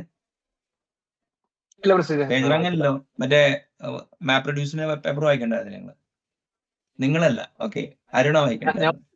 ഞാനത് അറിയാതെ, അതായത് ഞാൻ സ്കാലറിലെ മറ്റേ ഡാറ്റാബ്രിക്സും PySparkഉം നോക്കിയപ്പോ നല്ല രീതിയിൽ നോക്കിയിട്ടുള്ളത്, വായിച്ചിട്ടില്ല. അല്ല, ആ പേപ്പർ വായിക്കാന്ന് പറഞ്ഞു കഴിഞ്ഞാൽ ഇപ്പൊ നമ്മള് ഈ പേപ്പർ 2-3 പേജസ് ഒക്കെ ഉള്ളൂ.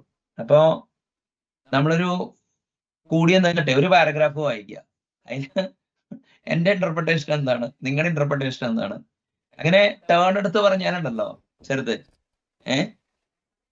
അല്ല, ഇങ്ങനത്തെ പേപ്പേഴ്സ് ഇപ്പൊ നമുക്ക് ഇത് അതായത് ബാക്ക് ഇൻ ടൈം പോയി റെഫർ ചെയ്യുന്ന സുഖമാണ് ശരിക്കും ഡീകോഡ് ചെയ്യാൻ ഇപ്പോ. പിന്നല്ലോ ഷുവർ ആയിട്ട്, കാരണം നമ്മൾ we have seen the future. അപ്പൊ it is very easy to predict the past. അല്ല, അതിപ്പോ ഞാൻ പറയട്ടെ, science is any discipline in which generation can go far beyond the point reach by the genius of generation ആണല്ലോ. ഇപ്പൊ ഞാൻ പറഞ്ഞില്ലേ, ഇപ്പൊ പ്രൊജക്ട് മലാലയിലെ 6 PhD thesis വേണ്ടി വന്നു സോൾവ് ചെയ്യാൻ. അപ്പൊ നമ്മള് ചിലപ്പോ ഇപ്പൊ ഇതൊക്കെ ചെന്ന് കഴിഞ്ഞ് നോക്കുമ്പോ ഇതായിരുന്നു തോന്നി വിചാരിക്കും. അതിപ്പോ ട്രാൻസ്ഫോമർ നെറ്റ്വർക്കിന്റെ പേപ്പർ നമ്മളൊക്കെ വായിക്കൂലേ. അല്ല, നമ്മളിവിടെ ദാറ്റ്സ് എ സ്മാർട്ട് മൂവ് എന്നേ പറയുള്ളൂ അങ്ങനെ ചെയ്യുന്നത്. ഇപ്പൊ ഞാൻ ശ്രീജിത്തിനോട് സംസാരിച്ചപ്പോഴാണ് ശ്രീജിത്ത് ചോദിച്ചപ്പോഴാണ് ആ സാധനം എഴുതാനുള്ള ബാക്ക്ഗ്രൗണ്ട് എവിടെ നിന്ന് വന്നു ആലോചിച്ചത്, മനസ്സിലായില്ലേ.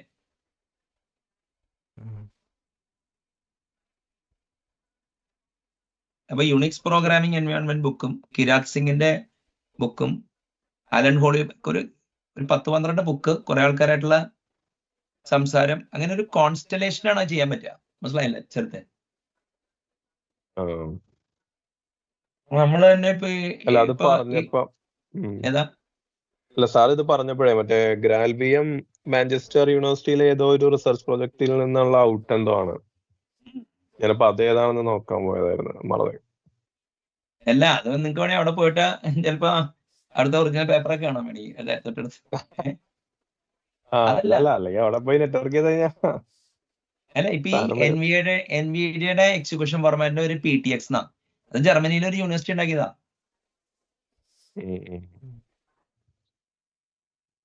മനസ്സിലായില്ലേ? അപ്പൊ അതിപ്പോ ഏതാണ്ട് LLVM ഏതാണ്ടൊരു ഇൻസ്ട്രക്ഷൻ സെറ്റ് IIC ഒരു പ്രോസസർ ഉണ്ടാക്കിയതാ. നമ്മൾ ഇന്നാള് അത് നോക്കിയപ്പോഴാ അപ്പൊ നമുക്ക് ഫ്യൂച്ചറിൽ LLVM ഒന്ന് നമുക്ക് ഡിസ്കസ് ചെയ്യണം കേട്ടോ ചെറുതെ. അപ്പൊ അത് അതെന്ന് വെച്ചാല് ഇതായിട്ട് ചേർത്ത് വായിക്കാം. കാരണം ഇവിടത്തെ വരുന്ന എല്ലാ അൽഗോരിതവും ഒരു പാസ്സായിട്ട് അപ്പുറത്ത് കിടപ്പുണ്ടാവും LLVM.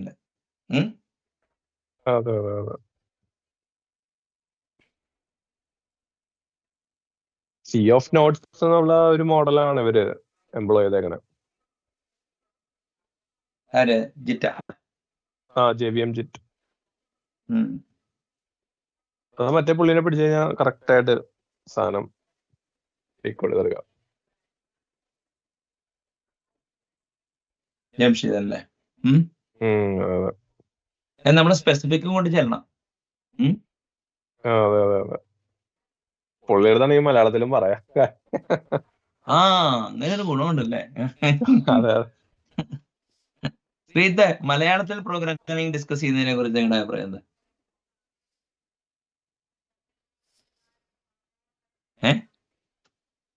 മലയാളത്തിൽ പ്രോഗ്രാം ഡിസ്കസ് ചെയ്യാൻ മനസ്സിലായില്ല. നമ്മളിപ്പോ ഇവിടെ പ്രോഗ്രാമിംഗ് മലയാളത്തിലല്ല ഡിസ്കസ് ചെയ്തെങ്കിൽ, ഇംഗ്ലീഷ് ആണെങ്കിൽ നമ്മൾ ഇന്ന് പറയുന്നതിന്റെ എത്ര ശതമാനം ഇൻഫർമേഷൻ അങ്ങോട്ടും ഇങ്ങോട്ട് എക്സ്ചേഞ്ച് ചെയ്യപ്പെടും?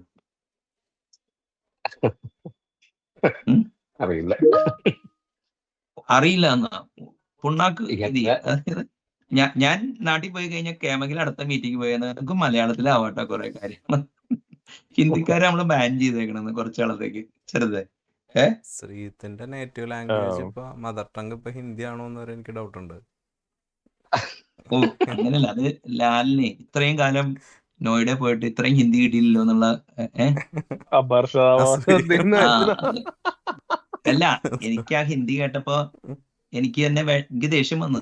എന്നാ ഹിന്ദി മനസ്സിലായില്ലേ? പക്ഷെ ഞാനത് തുറന്നു പറയുന്നു, നിങ്ങളത് പറയുന്നില്ല. അല്ല അപ്പൊ coming back to our thing, ഇനിയിപ്പോ വേറെ എന്തെങ്കിലും ഉണ്ടോ ഇല്ല ഡിസ്കസ് ചെയ്യാൻ? ശ്രീത്തെ, എങ്ങനെ VM കണ്ടല്ലേ? സ്പെല്ലിംഗിങ് JVM CLR architecture to understand how to design a VM ആണ്. താഴെ ഒരെണ്ണമില്ല, മനസ്സിലായില്ലേ?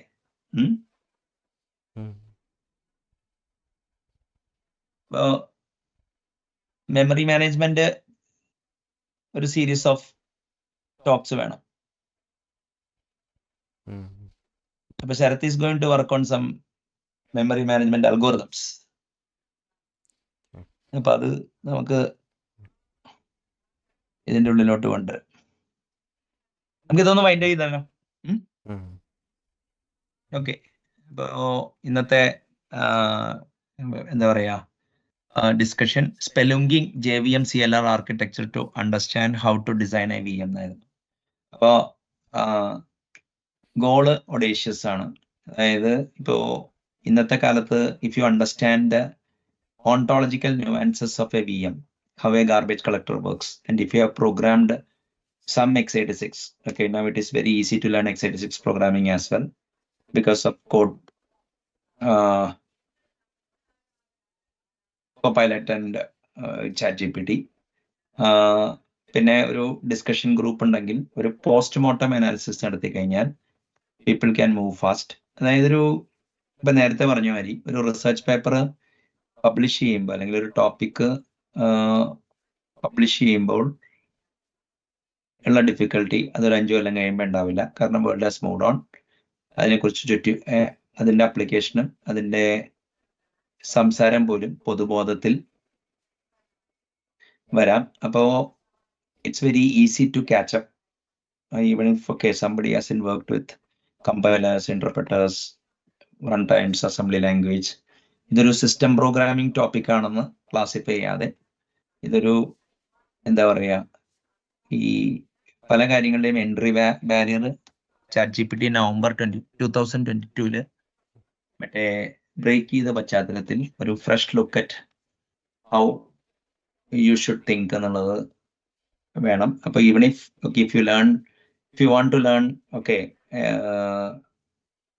റിട്രോ പ്രോഗ്രാം, ഇപ്പോൾ റിട്രോ പ്രോഗ്രാമിംഗ് എന്നുള്ളൊരു ടോപ്പിക് അപ്പൊ ഞാനൊരു പ്രതിഭാസത്തെ പറഞ്ഞ ഒരു ദിവസം ശരത്താണ് റിട്രോ പ്രോഗ്രാമിംഗ് എന്നൊരു സാധനം ഉണ്ടെന്ന് പറഞ്ഞത്. അതായത് ഇപ്പോ MS-DOS എങ്ങനെയാണ് ഒരു EXE on the fly load ചെയ്യുക, അതിന് ഓപ്പറേറ്റിംഗ് സിസ്റ്റത്തിന്റെ പ്രൊവിഷൻ ഒന്നുമില്ല. അപ്പോൾ നിങ്ങൾ എഴുതുന്ന ഇപ്പൊ ഈ സെൽഫ് എക്സ്ട്രാക്ടിങ് ഇപ്പൊ സിപ്പ് ഫയൽസ് ഒക്കെ ഈ ഒരു EXE ബണ്ടിൽ ചെയ്ത് കൊടുക്കും റിസോഴ്സ് ആയിട്ട്. എന്നിട്ട് ആ EXE ഓടിക്കുമ്പോൾ അത് എക്സ്ട്രാക്ട് ചെയ്യും. സെൽഫ് എക്സ്ട്രാക്ട് എന്നൊരു സാധനമുണ്ട്. അതെങ്ങനെ വർക്ക് ചെയ്യണം? അപ്പോ എന്താണ് ഫയൽ ഫോർമാറ്റ്, എന്താണ് EXE ഫയൽ ഫോർമാറ്റ്, എങ്ങനെയാണ് നമുക്ക് ഒരു EXE ലോഡ് ചെയ്ത് സെഗ്മെന്റ് രജിസ്റ്റേഴ്സ് ട്വീക്ക് ചെയ്യുന്നത്, എന്നിട്ട് എങ്ങനെയാണ് അത് ആ കംപ്രഷൻ മൊഡ്യൂള് അവിടെ വർക്ക് ചെയ്യുന്നത് എന്നുള്ളത് അറിയാം എന്നുള്ളത് ഒരു big deal in 90s. Okay, I had to spend close to 6 months in order to figure it out, everything going through IBM PC reference manager and those kind of thing. But now maybe the same thing can be done in 6 days. Okay, but data compression, a topic, okay, which അപ്പോ ആ ഒരു വ്യത്യാസം ഉണ്ടോ എന്ന് വെച്ചാൽ കാരണം ഒരു കാര്യം നിങ്ങൾ ഒരു 6 മാസം കൊണ്ട് പഠിക്കുമ്പോൾ കുറെ സെറൻഡിപ്പിറ്റസ് ആയിട്ടുള്ള ഓക്സിലറി എക്സ്പീരിയൻസ് നിങ്ങൾക്ക് കിട്ടും. പക്ഷെ ഇന്ന് നിങ്ങൾ പഠിക്കുമ്പോൾ എന്താ പറ്റുകയെന്ന് വെച്ചാൽ യു വിൽ ബി പക്ഷെ ഒരു ഫങ്ഷണൽ ലെവലിൽ it's a magic, right? And why should not somebody use it എന്നുള്ളതാണ് നമ്മൾ ഈ കാര്യങ്ങൾ കാണുമ്പോൾ പൊതുവെ ചിന്തിക്കേണ്ടത്. അപ്പൊ എന്താ കാര്യം എന്ന് പറഞ്ഞാൽ എത്രയും പെട്ടെന്ന് പാസ്റ്റിലെ കാര്യങ്ങൾ പഠിച്ച് സ്റ്റേറ്റ് ഓഫ് ദി ആർട്ട് എത്തി whether will be able to contribute in the forward evolution or else ഒക്കെ are you a catalyst in actually taking the know-how to the next level in a particular locale? ആ രീതിയിലും ഇതിനെ കാണാം. അപ്പൊ അങ്ങനെ നോക്കുമ്പോൾ ഈ എന്താ പറയുക, ഇപ്പോ from A personal point of view what I feel is I have experienced certain things, okay, which might not be having direct value nowadays, but in order to use എന്താ പറയുക ഈ how to do things or ഒരു tweak ചെയ്യാൻ വേണ്ടി, ഒരു toy code എഴുതാൻ വേണ്ടി some of the projects which I did in the past can be recreated very fast. പിന്നെ ഇതിന് ഇത്രയും പ്രസക്തി ഉണ്ടെന്ന് അറിയില്ലായിരുന്നു. അപ്പൊ ഈ ഇടയ്ക്ക് എന്താ പറയുക .NET CLR-ഉം മറ്റേ JVM-ഉം ഒരു comparative study as a group നടത്തിയപ്പോഴാണ് കുറെ കാര്യങ്ങൾ മുന്നോട്ട് വന്നത്. അപ്പൊ അങ്ങനെയാണ് ഈ എന്താ പറയുക ഒരു ഗോൾ, അതായത് how to design a VM വരെ ആക്കി മാറ്റിയത്. Now it is possibility maybe. അപ്പോൾ ഞാൻ പൊതുവേ നമ്മുടെ നാട്ടിൽ കണ്ടുവന്നിട്ടുണ്ട് പാസ്റ്റ് എക്സ്പീരിയൻസ് എന്താ പറയുക അതേമാതിരി സത്യസന്ധമായി പറയുന്നതാണ്. അത് ഹോണസ്റ്റി ആയിട്ട് കൺഫ്യൂസ് ചെയ്യപ്പെടുന്നുണ്ട്. പക്ഷേ ഈ you take it from me, if you are saying something now it is because of the projects you have done in the past. നമ്മൾ ഇവന്റ് സെഷൻ വരെ എടുത്തിട്ടുണ്ട്. അപ്പൊ അങ്ങനെ വരുമ്പോൾ something which you learned in 2022 can be retrofitted into a 2005 or an 8 project. But be candid enough to say that, okay, to close by people that, okay, ഈ ഇങ്ങനെ ഒരു ഇതുണ്ടെന്ന്. പക്ഷേ എഫക്റ്റീവ്ലി നിങ്ങൾക്ക് എക്സ്പെർട്ട് ആവാനുള്ള ഏറ്റവും ബെസ്റ്റ് വഴി എന്ന് പറഞ്ഞു കഴിഞ്ഞാൽ ഇപ്പൊ ഞാൻ ഇപ്പൊ കുറെ ആൾക്കാരെ മെന്റർ ചെയ്തപ്പോൾ റിട്രോ പ്രോഗ്രാമിംഗ് പഠിച്ചില്ലെങ്കിൽ നമ്മൾ കുറെ കാര്യങ്ങൾ നമുക്ക് എങ്ങനെയാ വർക്ക് ചെയ്യണേ എന്നുള്ളത് മനസ്സിലാക്കാൻ ഭയങ്കര ബുദ്ധിമുട്ടാണ്. അതായത് ഒരു പ്ലേസിലെ ആള് ഹിസ്റ്ററി എന്തോരം പഠിക്കണം, എന്താണ് അയാളുടെ പശ്ചാത്തലം എന്താണെന്ന് പഠിക്കണം എന്ന് പറഞ്ഞാൽ തന്നെ നമ്മുടെ പ്രൊഫഷന്റെ എവല്യൂഷന്റെ പശ്ചാത്തലം, be it at a logical level or be it at a historical level or at an agent level, who are the key personality, അവരുടെ വർക്ക് എങ്ങനെയാണ് അന്നത്തെ സോഷ്യോ പൊളിറ്റിക്കൽ എൻവയോൺമെന്റ് അത് എന്താ പറയുക ഈ ഹാൻഡിൽ ചെയ്ത്, എന്തുകൊണ്ടാണ് സർട്ടൻ രീതിയിൽ ഇവോൾവ് ചെയ്തത്, why Intel despite being such a company with a dominating market share could not beat AMD just because of the fact that, okay, there were millions of lines of x86 assembly language code and binary code ഉള്ളതുകൊണ്ട് ഇന്റലിന് HP-യുടെ PA risk ആർക്കിടെക്ചറിനെ കുറിച്ച് base ചെയ്തുകൊണ്ടുള്ള ഒരു micro processor titanium അവർക്കത് ഒരു decade of ഇതിന് കഴിഞ്ഞ് shelve ചെയ്യേണ്ടി വന്നു. അപ്പോൾ ഈ എന്താ പറയുക, കുറെ ബാറ്റിൽസ് ഉണ്ട്. പിന്നെ മോട്ടറോള IBM-ന്റെ power PC initiative, despite producing something why it didn't fail, why it didn't succeed. അപ്പോൾ x86 with its Qurki architecture and CISC architecture still ruling the roost, and I think it will continue. എങ്ങനെയാണ് x86-ൽ നിന്ന് വേൾഡിന് മോചനം കിട്ടുക എന്നുള്ളത് പോലും നമുക്ക് എന്താ പറയുക, ബാക്കി എന്ത് എവല്യൂഷൻ വന്നാലും കാര്യമില്ല, റിസ്കിലൊക്കെ എത്രയും വന്നു കഴിഞ്ഞാൽ. അപ്പൊ ഇപ്പൊ എന്താ പറ്റുകയെന്ന് വെച്ച് കഴിഞ്ഞാൽ ഇനിയുള്ള CPUs ഈ x86, അതായത് CPU ആർക്കിടെക്ചർ ആകുമ്പോൾ റിസ്ക് ആയിരിക്കും, അതിലൊരു x86 execution instruction set architecture ഉണ്ടെങ്കിൽ ഇതൊക്കെ പോസിബിൾ ആവുന്നുള്ളൂ. അപ്പൊ this a very interesting topic. പിന്നെ എങ്ങനെയാണ് നിങ്ങളുടെ ലാംഗ്വേജ് റൺ ടൈം, നിങ്ങളുടെ ലൈബ്രറീസ് എങ്ങനെയാണ് വർക്ക് ചെയ്യുന്നത്, എന്താണ് .SO, എന്താണ് .A, എന്താണ് .NET DLL for manage run ടൈമും .NET DLL produced by visual C++ compiler, എങ്ങനെയാണത് ഇത് ചെയ്യണേ.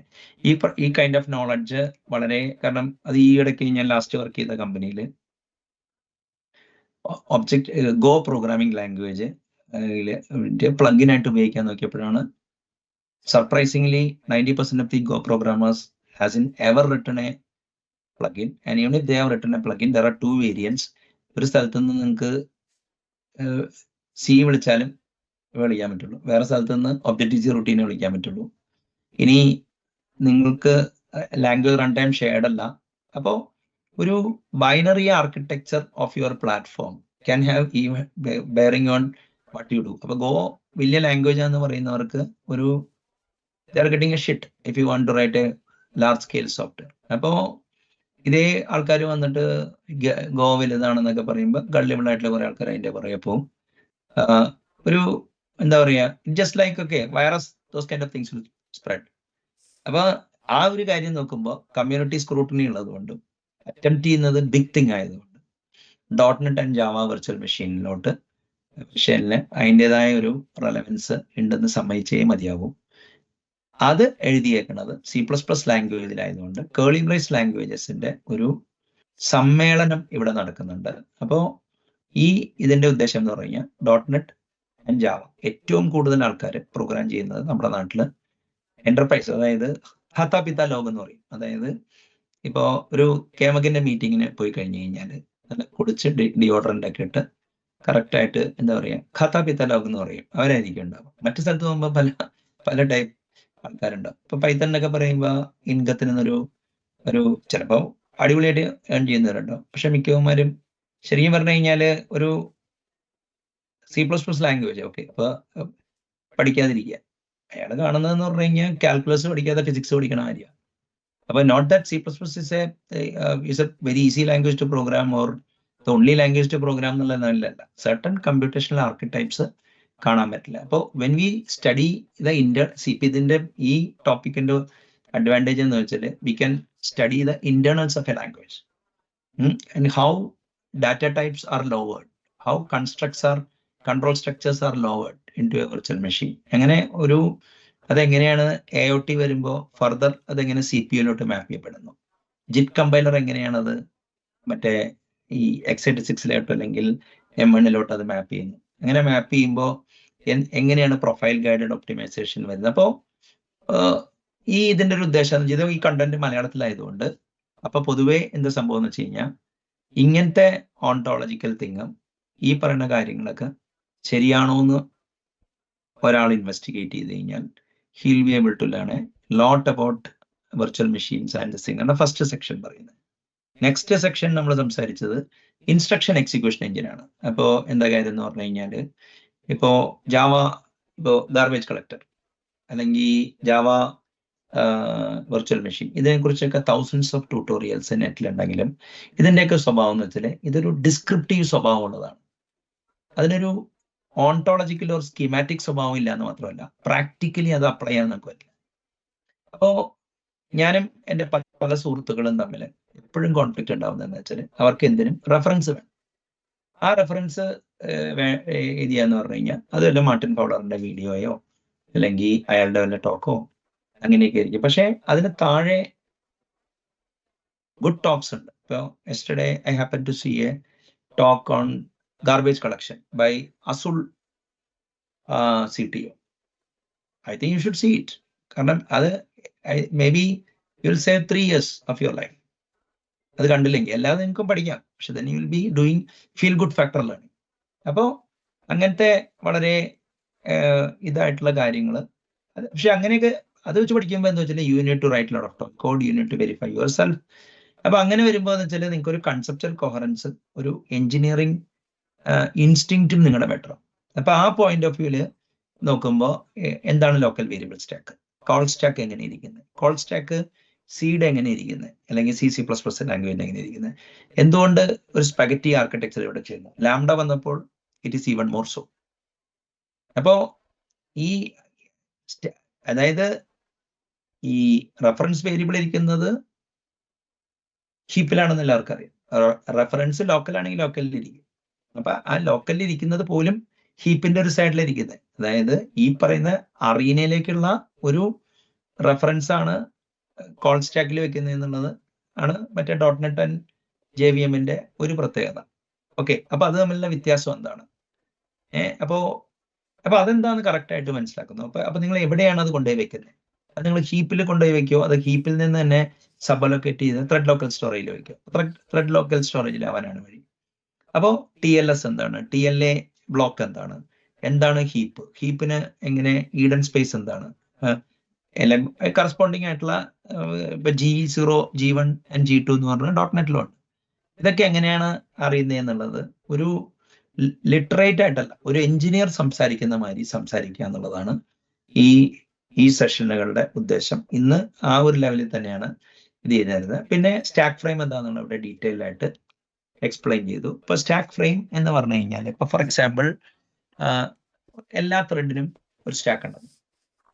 മറ്റേ ആ സ്റ്റാക്കിൽ ഓരോ ഇൻവോക്കേഷനും ഒരു ഫ്രെയിം ഉണ്ടെന്നും ഓരോ ഫ്രെയിമിലും ഒരു റെഫറൻസ് ടു ലോക്കൽ വേരിയബിൾ ഉണ്ടെന്നും പിന്നെ ഈവൻ നേറ്റീവ് ഫ്രെയിംസും മറ്റേ വെർച്വൽ മെഷീൻ ഫ്രെയിംസും ഓർഗനൈസ് ചെയ്ത്, അതായത് ഇപ്പോ സീസ് ലെവലില് റൺ ടൈമിന് ഒരു വേരിയബിളെ കാണുന്നുള്ളൂ, അതായത് റെഫറൻസ് ടു ത്രെഡ് ലോക്കൽ ഇത് തന്നെ. അപ്പോ ഈ സിയുടെ സ്റ്റാക്ക് തന്നെയാണ് അവർ ഉപയോഗിക്കുന്നത്. പക്ഷെ അതിൻ്റെ ഉള്ളിൽ rather than storing local variable inline like a value type അവരൊരു റെഫറൻസ് ആയിട്ട് സ്റ്റോർ ചെയ്യുന്നു.